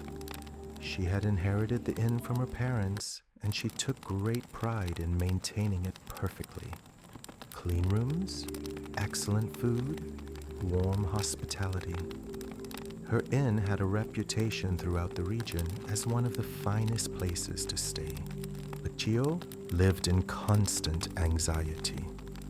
Not because anything was actually wrong, but because her mind was always focused on what might go wrong, what wasn't perfect, what needed to be fixed or changed or improved. A guest would compliment the breakfast, and instead of feeling pleased, Chio would think, "But the rice was slightly overcooked. They're just being polite." A room would be cleaned to spotless perfection, and she would think, "But that curtain has a small stain. What if guests notice? What will they think of the inn?" Her mind couldn't rest in what was. It was always comparing reality to an ideal, finding the gap, trying to close the gap, creating endless mental activity around making everything perfect. And of course, nothing ever could be perfect. There was always something slightly off, something that could be better, something to worry about and try to control. This meant Chio never enjoyed her work, never felt satisfied, never experienced the simple peace of a job well done. And at night, the same pattern continued. Instead of resting in bed, she would replay the day's imperfections. That guest seemed dissatisfied with their room. Did I say the wrong thing when they checked in? Tomorrow, I need to fix that broken board on the porch. What if someone trips and gets hurt? The storm season is coming. What if the roof leaks again? I should have saved more money for repairs. Her mind was never at rest because it never accepted things as they were. It was always fighting reality, always trying to make it conform to some ideal of perfection. And this constant mental resistance created endless turbulence that prevented sleep, prevented peace, prevented any genuine enjoyment of her life. One summer evening, an unusual guest arrived at the inn, an elderly monk traveling alone with no attendant or escort despite his obvious age. He checked in quietly, paid in advance for 3 nights, and went to his room. Over the next day, Chio barely saw him. He took his meals in his room, didn't request any special services, caused no trouble. The perfect guest, really.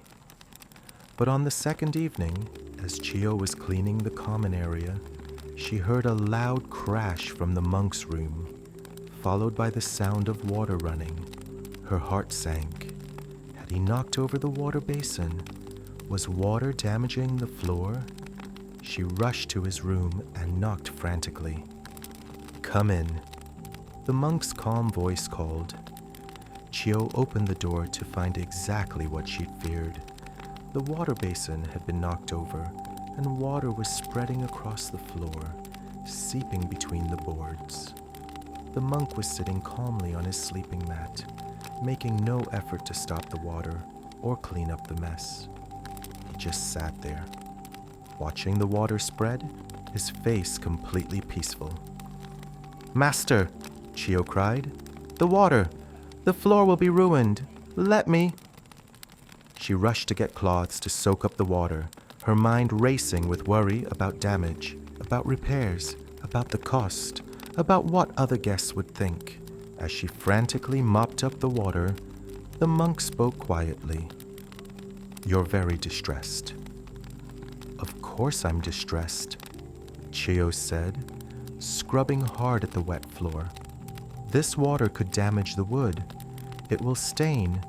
It might even rot the boards if it seeps too deep. This is going to cost money to repair, and if other guests see..." "All of that might happen," the monk agreed, "or it might not. But right now, in this moment, you are suffering not because of water on a floor, but because of your thoughts about water on a floor. The water is just water. The floor is just floor. Your mind has added fear, worry, resistance, disaster predictions, and these additions create your suffering." Chio paused in her scrubbing, looking at him. "But I can't just ignore this. I have to take care of it. I have to prevent damage." "Taking care of it and worrying about it are not the same thing," the monk said gently. "You can clean up the water, which you are doing, without all the mental suffering about what it means and what might happen.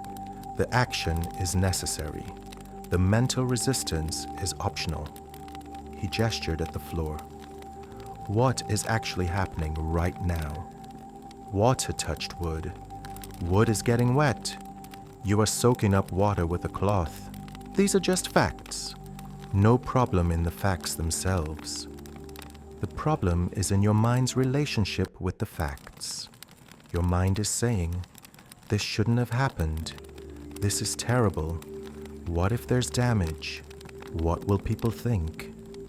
All of that is extra, added by the mind, creating suffering where there is just a simple situation to respond to." Chio sat back on her heels, the wet cloth in her hands, feeling something shift in her understanding. It was true.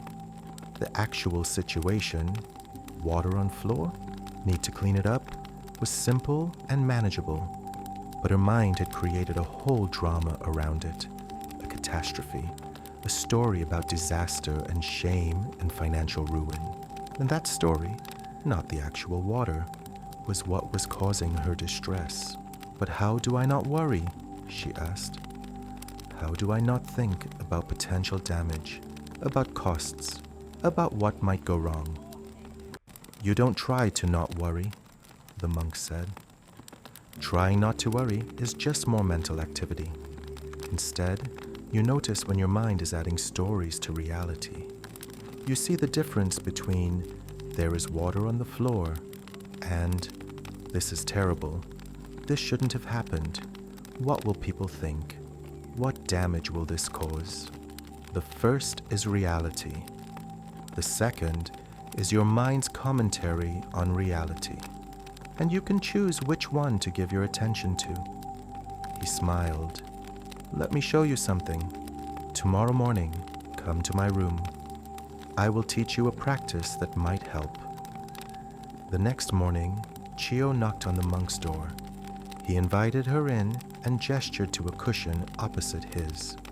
"Sit," he said, "and for the next few minutes, I want you to simply notice your breathing. Don't try to breathe any particular way. Just notice the breath going in and out. And when you notice your mind has wandered into thoughts about the inn, about guests, about things that need to be done, or things that might go wrong, gently bring your attention back to the breath." Chio tried. She sat. She noticed her breathing. Within seconds, her mind was off. "I should be preparing breakfast. There's that broken board on the porch. What if a guest trips? I need to remember to order more tea. What if we run out? That curtain needs to be replaced." She brought her attention back to breathing. 2 breaths later, "This is a waste of time. I have so much to do. Why am I sitting here when—" Back to breathing. This pattern repeated hundreds of times over the next 20 minutes. Breathing. Thoughts. Notice. Return. Breathing. Thoughts. Notice. Return. It was exhausting in a different way than her usual anxiety. Exhausting because she was seeing clearly, perhaps for the first time, just how constantly her mind was churning with thoughts about problems and potential problems. When the monk finally rang a small bell, Chio opened her eyes feeling frustrated. "I can't do it. My mind won't stop. There's too much to worry about, too much to manage." "Your mind won't stop," the monk agreed. "That's its nature. Minds produce thoughts, like eyes produce seeing. But you're learning to notice that thoughts are just thoughts, not reality. Each time you noticed you were lost in thought and returned to breath, you experienced a moment of no mind. A moment where you weren't caught by the story, weren't identified with the worry, weren't lost in mental resistance to reality." He paused. The practice isn't to have a blank mind. It's to recognize that thoughts about reality are not the same as reality itself. And when you see this clearly, you can choose to respond to reality rather than to your thoughts about reality. You can clean up water without the story about disaster. You can fix a broken board without the catastrophic predictions. You can run your inn with care and attention without the constant mental suffering of resistance to what is. Over the monk's final day at the inn, Chio found herself trying to practice this. A guest complained about noise from the street. Instead of spiraling into worry about the inn's reputation and what other guests might think, and whether she should apologize profusely and offer a discount, she simply acknowledged the guest's concern and offered them a quieter room. Simple, direct, no added drama. A pot burned during dinner preparation. Instead of berating herself and imagining guests being dissatisfied and the inn's reputation being ruined, she simply made more rice. Problem, solution. No story about what it meant about her competence or worth. And what she discovered was remarkable. When she responded to situations without all the mental resistance and catastrophizing, they were almost always simpler and less stressful than her mind had made them. The actual reality was usually manageable. It was her thoughts about reality, her resistance to things not being perfect, her fear of what might go wrong, that created most of her suffering. The night after the monk left, Chio lay in bed and noticed the familiar arising of anxious thoughts. Tomorrow I need to. What if? I should have. I hope that. And instead of engaging with each thought, instead of following it into worry and planning and resistance, she did what the monk had taught her. She noticed. This is a thought. This is my mind's commentary on reality. This is not reality itself. And in the noticing, the thought would often lose its power. It would arise and pass like a wave without pulling her into its story. Another thought would come. She didn't try to stop thoughts, but she no longer believed every thought required her attention, her engagement, her anxiety. And slowly, her mind began to settle. Not because she forced it to be quiet, but because she stopped feeding the mental resistance that kept it churning. The acceptance of things as they were. Even acceptance that her mind would produce worried thoughts, that the inn would have imperfections, that life would bring challenges. This acceptance created a space for rest that resistance had never allowed. Months later, a friend commented that Chio seemed different. "You seem more peaceful," the friend said. "Less worried all the time. What changed?" Chio thought about this. What had changed was not her circumstances. The inn still had challenges, guests still had complaints, things still went wrong sometimes. What had changed was her relationship with these circumstances. She had learned to respond to what was actually happening, rather than to her catastrophic thoughts about what was happening. She had learned to accept imperfection without the added suffering of resistance. She had learned that peace comes not from making everything perfect, but from accepting reality as it is and responding skillfully without all the mental drama. I learned the difference between reality and my thoughts about reality, Chio said. And I learned that I don't have to believe or follow every worried thought my mind produces. Things are as they are. Sometimes they're what I want, sometimes they're not. But fighting against reality, resisting what is, creating stories about how terrible things are or might become, that only creates suffering. When I let go of that resistance, when I accept what is and respond practically without all the added worry, life becomes simpler, calmer, more restful. Her friend didn't quite understand, but Chio didn't need her to. She had discovered something for herself through her own direct experience. The path to rest, to peace, to no mind, wasn't through controlling everything and making it perfect. It was through accepting everything as it is and meeting it without resistance. This acceptance didn't mean becoming passive or careless. It meant responding skillfully to reality rather than fighting endlessly with thoughts about reality. And that night, as every night since learning this practice, Chio slept deeply. Not because her life had become perfect, but because her mind had stopped demanding that it be perfect. Not because nothing ever went wrong, but because she had learned to meet what went wrong without the added suffering of mental resistance. Not because she had achieved some special state, but because she had relaxed into the simple acceptance of things as they are, which is, in its essence, the very heart of no mind.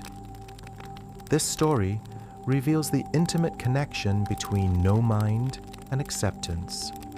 So much of our mental activity, so much of the churning that prevents rest, comes from our resistance to reality.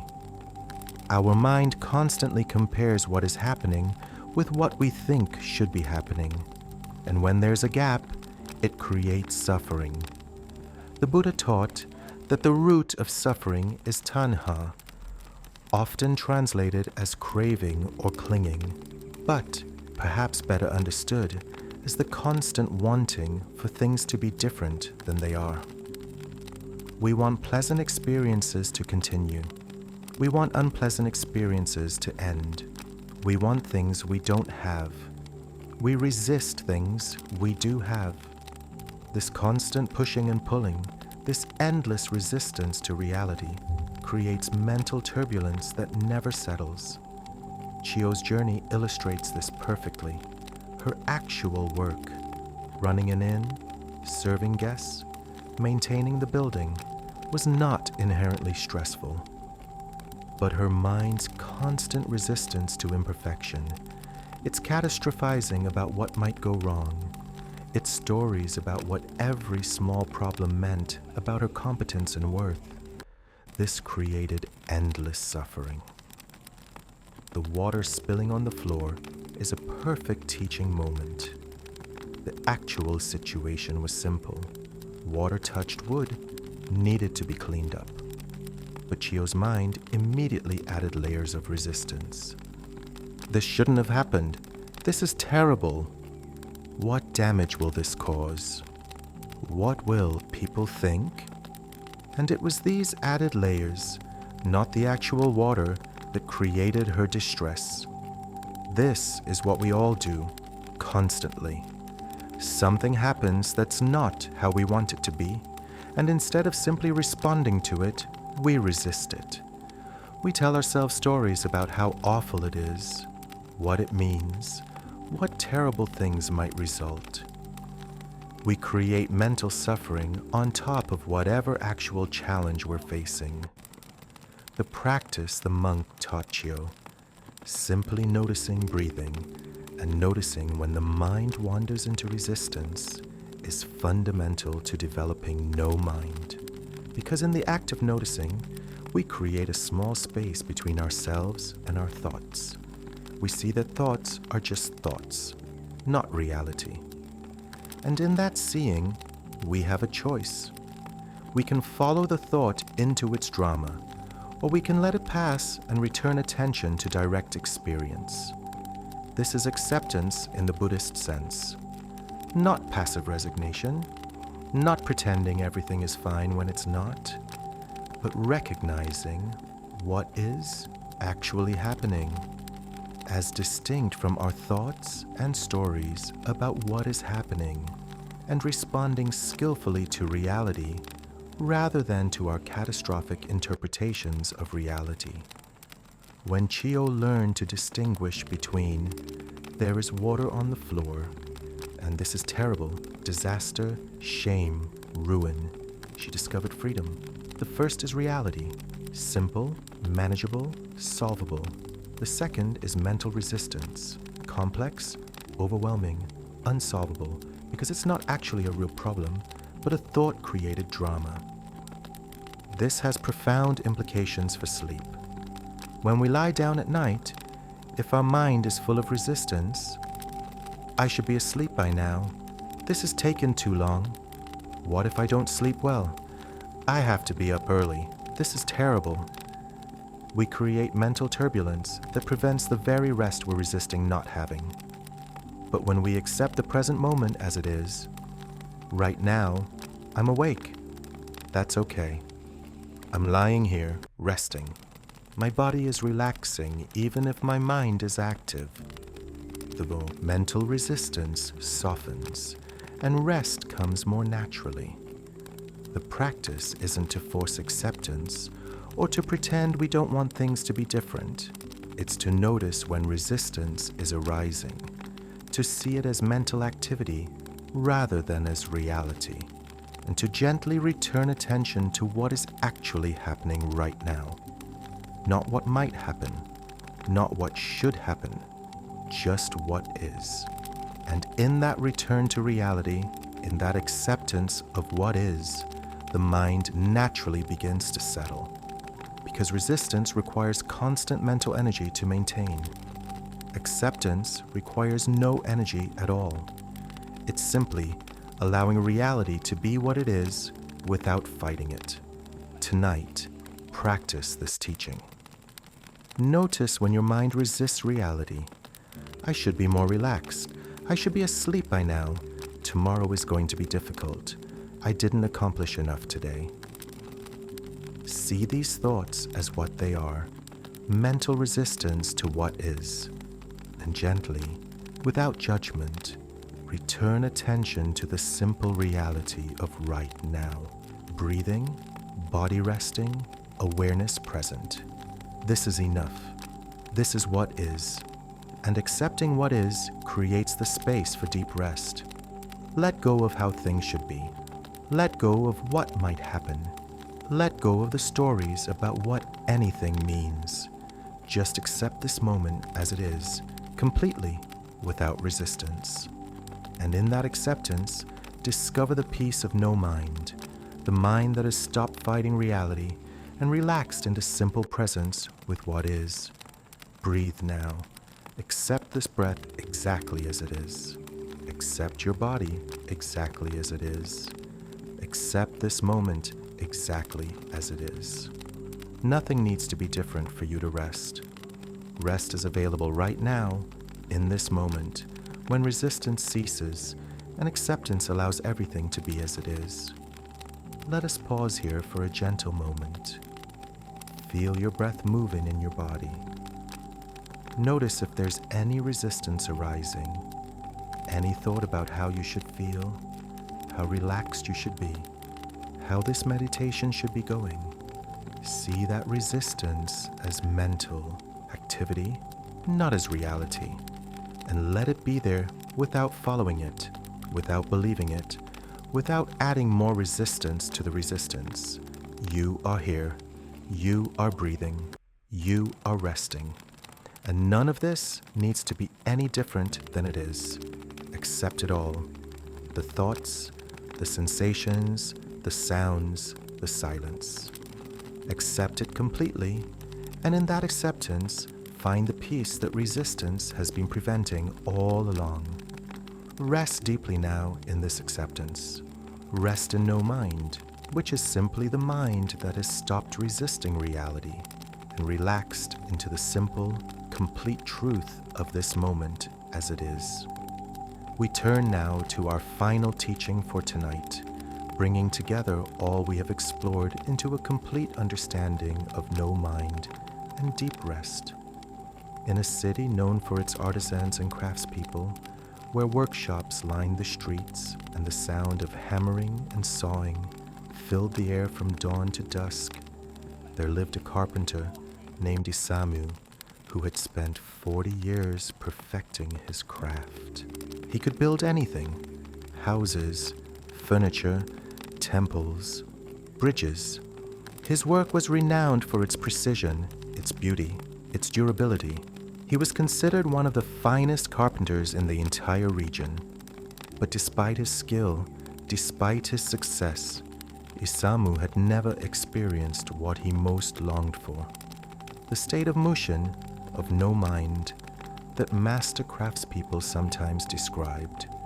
The state where the work happens through you rather than by you, where there's no separation between the maker and the making, where hours pass in what feels like minutes, because you're so completely absorbed in the present moment that time itself seems to dissolve. Isamu had read about this state in the writings of master swordsmen, master calligraphers, master tea ceremony practitioners. They described it as a flow state, a oneness with the work, a complete presence that was both effortless and intensely focused. And he longed to experience it. But the more he tried to achieve this state, the more elusive it became. When he worked, part of his mind was always watching, evaluating. Am I in the flow yet? Is this no mind? Should I feel different? Maybe if I concentrate harder. Maybe if I relax more. Am I doing this right? And of course, this very watching, this constant self-monitoring, was the opposite of no mind. It was mind watching mind, creating separation rather than unity, effort rather than flow. His sleep suffered from the same pattern. He would lie in bed, trying to achieve the state of no mind he believed would bring deep rest. Trying to relax, trying not to think, trying to flow into sleep. And the trying itself prevented what he sought. The mind that tries to achieve no mind is still very much in mind, very much in doing, very much preventing the simple letting go that allows genuine rest. One autumn afternoon, Isamu was hired to repair the wooden floor of an old temple on the outskirts of the city. The temple had fallen into disrepair, visited by few, maintained by a single elderly caretaker. As Isamu examined the floor, assessing what needed to be done, the caretaker, a woman who appeared to be in her 80s, brought him tea. They sat together in the empty temple hall, drinking tea in comfortable silence. Finally, the old woman spoke. "You're very skilled. I've heard of your work." "Thank you," Isamu said. "I try my best." "But you're not at peace," she observed. "I can see it in the way you move, the way you hold your body. You're always trying, always effort, always doing, never just being." Isamu felt seen in a way that made him uncomfortable. "I'm searching for something," he admitted. "The old masters write about Mushin, about no mind, about complete unity with the work. I've tried for years to achieve this state, but it eludes me. The harder I try, the further away it seems." The old woman smiled gently. "Of course, you're looking for no mind, which means your mind is very busy looking. You're trying to achieve not trying, which is still trying.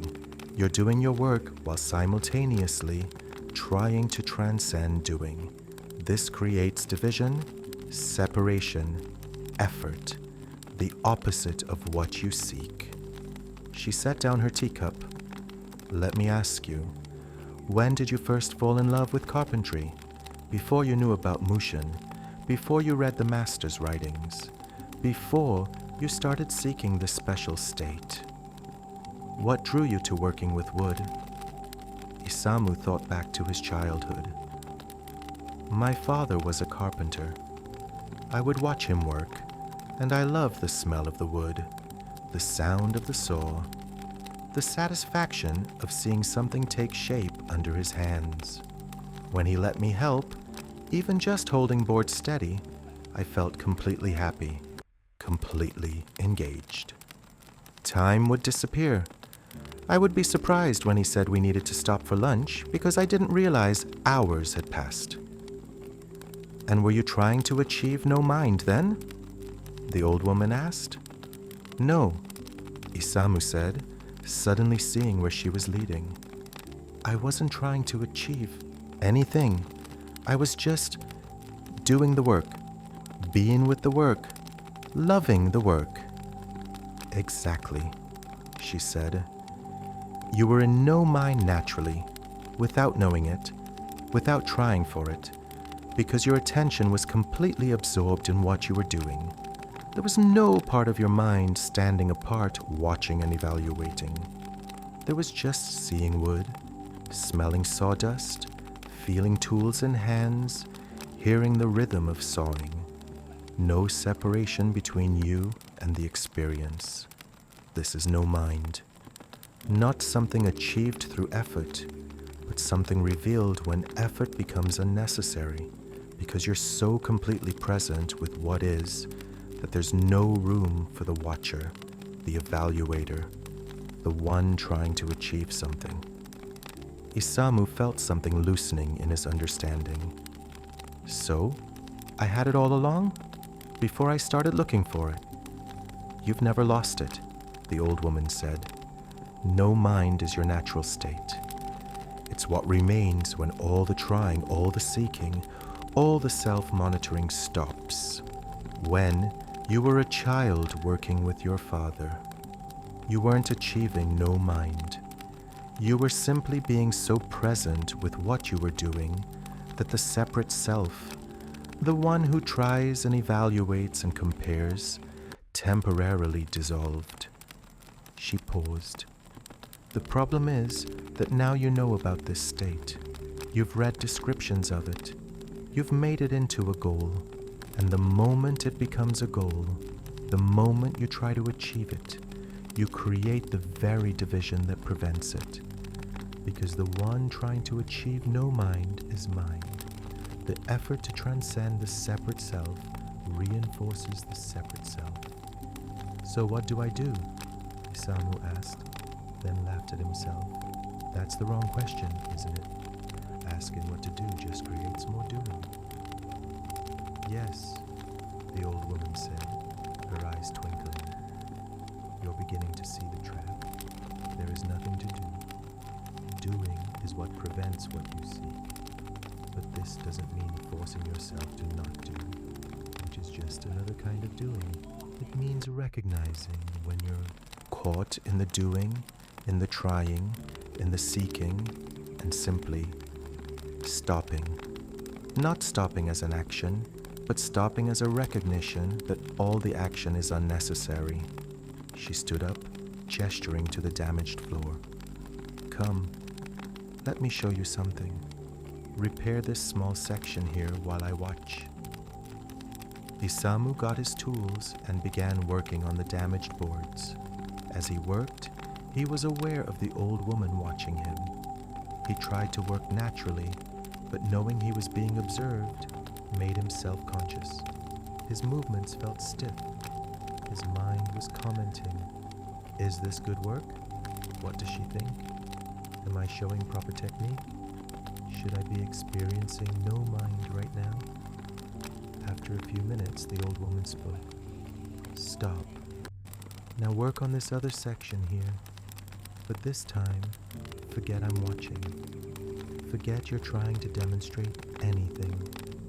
Just repair the floor as if you were completely alone, and no one would ever know whether you did it well or poorly. Work for the simple satisfaction. Repairing what's broken, with no goal beyond the work itself. Isamu moved to the other section and began working. At first, the same self-consciousness persisted, but gradually, as he focused on the actual work, seeing where the boards were damaged, feeling how they needed to be cut and fitted, smelling the wood, hearing the tools, the commentary began to fade. His movements became more fluid. Time began to feel less linear. There was just this cut, this fitting, this hammering, this smoothing. No one watching.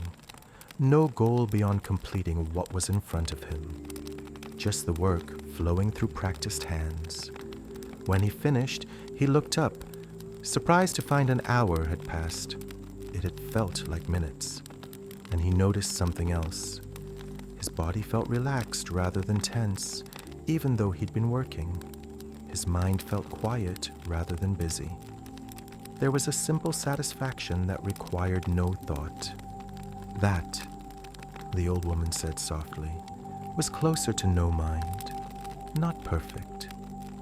You're still learning, still occasionally catching yourself, watching yourself, but closer. Because for stretches of time, you weren't trying to achieve anything beyond the work itself. You weren't divided between the doer and the watcher. You were just doing. She smiled. This is the teaching. No mind is not something you achieve. It's what happens when you stop trying to achieve and simply give yourself completely to what you're doing.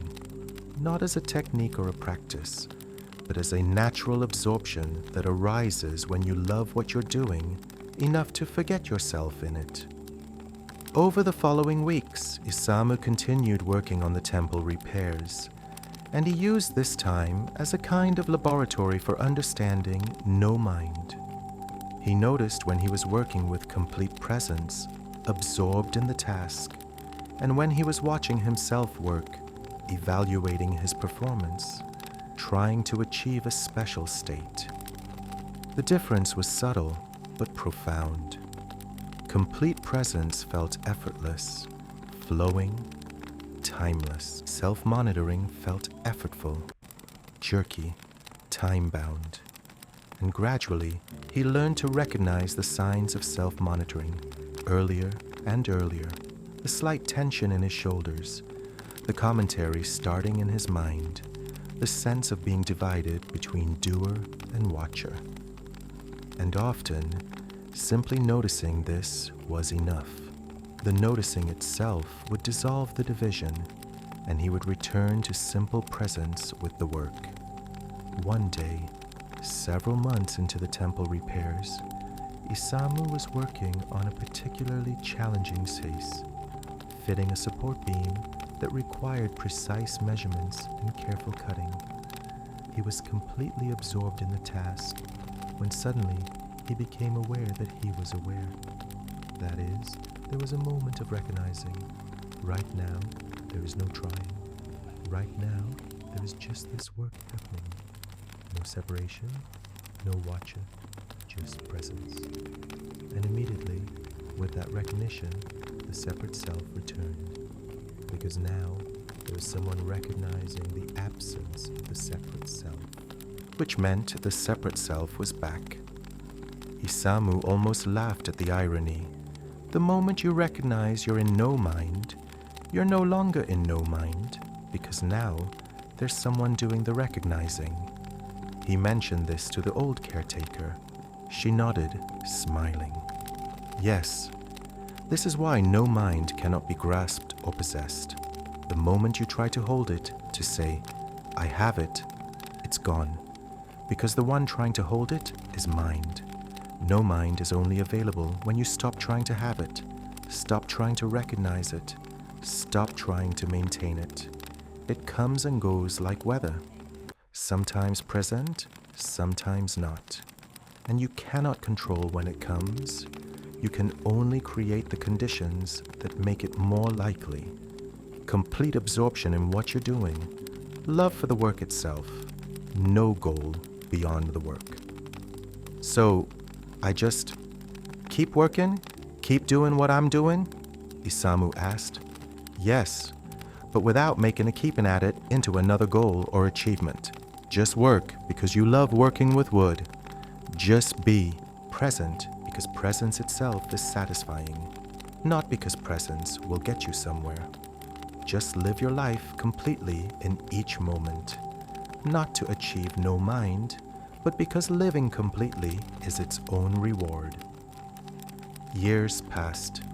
Isamu completed the temple repairs and took on other projects. And he noticed that no mind came and went. Sometimes he would work for hours in complete flow. No separation, no trying, no watcher. Other times he would notice himself watching himself, trying to achieve something, divided. And both were okay.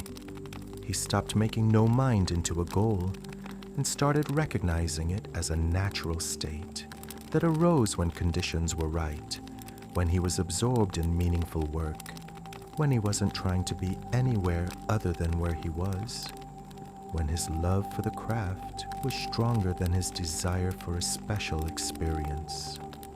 And his sleep transformed as well, because the same principle applied.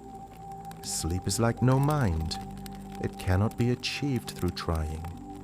The more you try to sleep, the more you prevent sleep.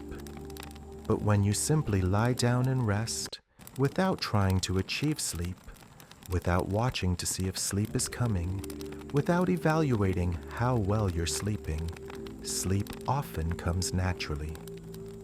Isamu learned to lie in bed the way he worked with wood when no mind was present, completely present with the simple experience of lying in bed, of breathing, of being, not trying to make anything happen, not waiting for sleep to come, just resting completely in this moment.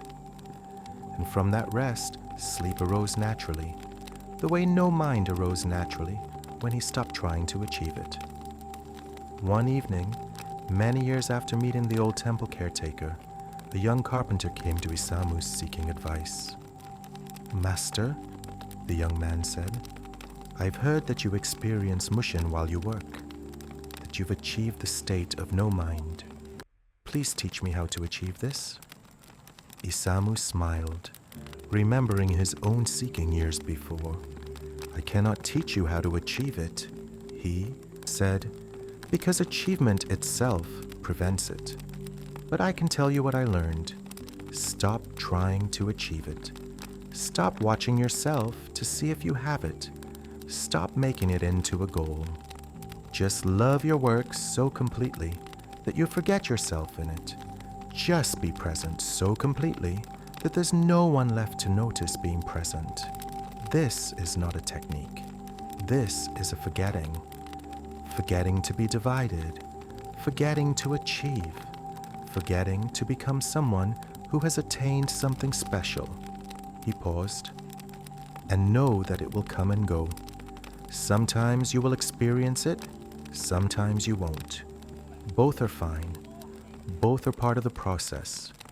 The goal is not to always be in no mind, but to stop making your peace depend on being in no mind. To be at peace whether or not this special state is present. That is real freedom, not the achievement of no mind, but the freedom from needing to achieve it." The young carpenter looked confused, then frustrated, then thoughtful. Isamu recognized the progression. It was the same one he had gone through, and he knew that no amount of explanation would give the young man what he sought. He would have to discover it himself, through his own practice, through his own frustrations and insights, through the gradual wearing away of the one who seeks, until nothing remains but simple presence with what is. "Keep working," Isamu told him. "Keep loving what you do. Keep being as present as you can, and stop trying to get anywhere other than where you are. This is the path, though it's not really a path because it has no destination.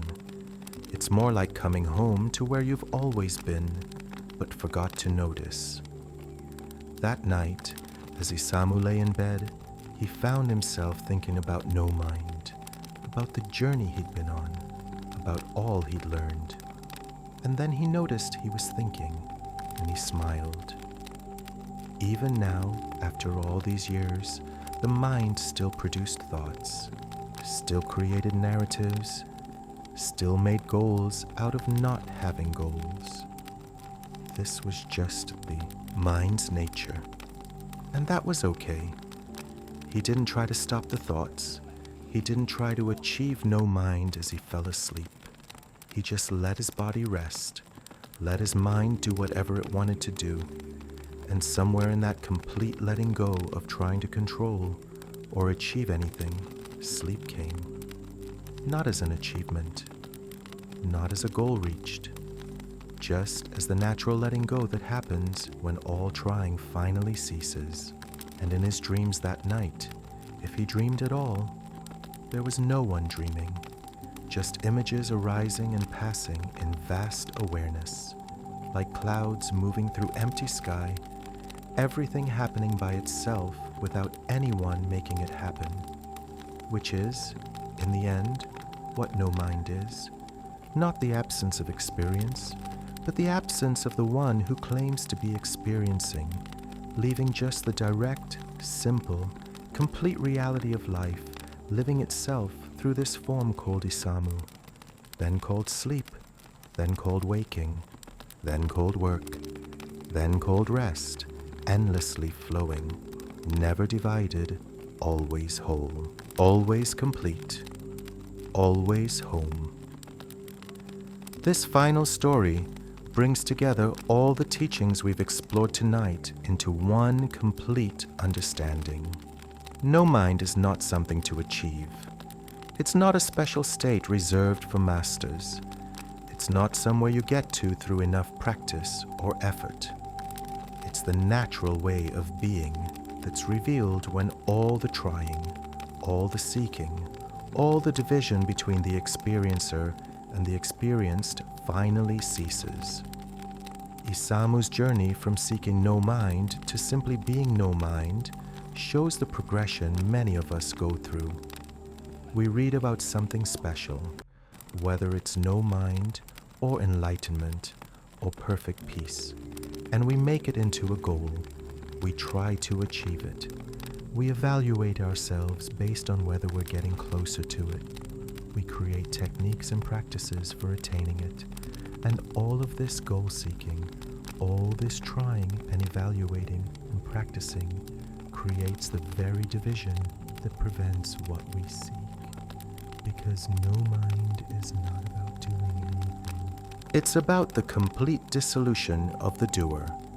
It's about being so absorbed in what you're doing that there's no one left standing apart watching and evaluating. It's about forgetting yourself so completely in the moment that self-consciousness dissolves. And there's just seeing, just hearing, just working, just being. The old caretaker's teaching is profound. You cannot grasp no mind because the one trying to grasp is what prevents it. You cannot possess it because the possessor is what obscures it. You cannot maintain it because the one trying to maintain it is what destroys it. No mind is only available in the complete letting go of all trying, including the trying to let go. This paradox is at the heart of all meditation practice, all spiritual seeking. We start seeking because we feel something is missing, but the seeking itself creates the sense of something being missing.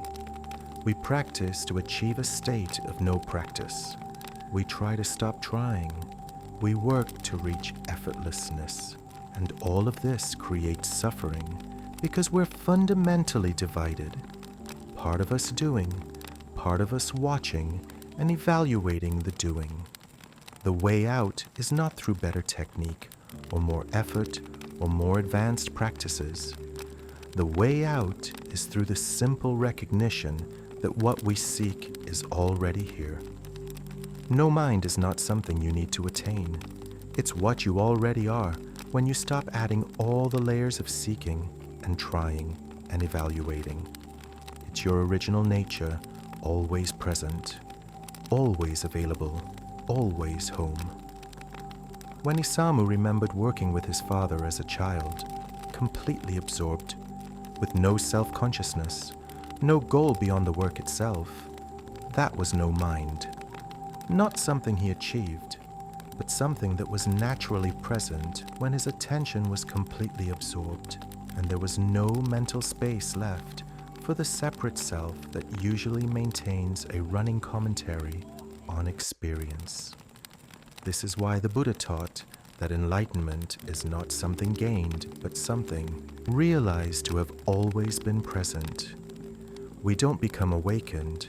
We wake up to the fact that we've always been awake. But we've been so busy looking for awakening that we haven't noticed. The same is true of deep rest. We don't need to achieve some special state to sleep deeply. Deep rest is our natural condition when all the trying, all the mental activity aimed at achieving rest finally ceases. The body knows how to rest. The mind knows how to settle. Sleep knows how to come. We only need to stop interfering with these natural processes through our constant doing, our endless trying to make rest happen. Tonight, let this be your practice. Stop trying to achieve no mind. Stop trying to force relaxation. Stop trying to make sleep come. Stop evaluating whether you're doing any of this correctly. Just lie here. Just breathe. Just be. Let your body rest. Let your mind do whatever it wants. Think, wonder, comment, evaluate. You don't need to control it or stop it or perfect it. And somewhere in that complete letting go of trying to control anything, rest may come. Not because you made it happen, but because you finally stopped preventing it. Not as an achievement, but as a natural settling that occurs when all interference ceases. No mind is not exotic or difficult or reserved for masters. It's the simplest, most ordinary state possible. Just being here completely, without division, without trying, without the exhausting project of being someone who's getting somewhere. It's coming home to the simple reality of existence before we add all our stories and goals and evaluations. Rest in this now. Rest in the complete ordinariness of being. Rest in the relief of not trying to be anyone special or achieve any special state. Rest in the recognition that you are already home, already complete, already whole. This moment, exactly as it is enough. You, exactly as you are enough. There is nowhere to get to because you're already here. There is nothing to achieve because you already are. Let the breathing breathe. Let the body rest. Let the mind settle or not settle. Let sleep come or not come. Let it all be exactly as it is, without resistance, without effort, without the exhausting vigilance of trying to make anything happen. This is no mind. This is deep rest. This is home. Not somewhere else, some other time, some other state.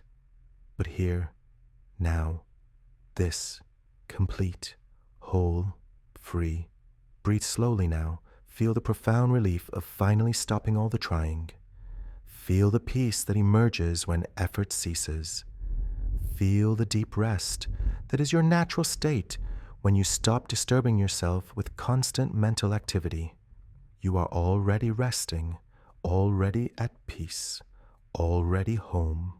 You only need to recognize it, and recognition doesn't require effort.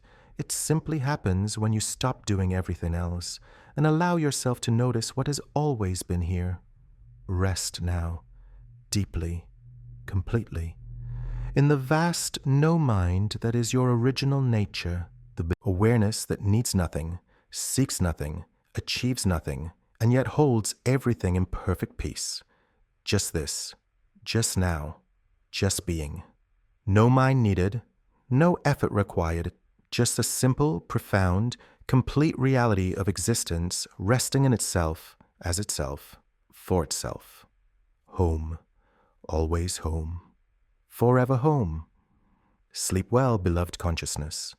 Sleep in the recognition of your true nature. Sleep in the peace that cannot be found because it is what you are.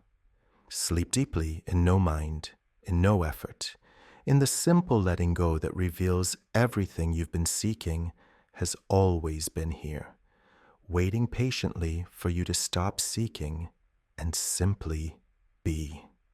Good night. Rest well. You are home.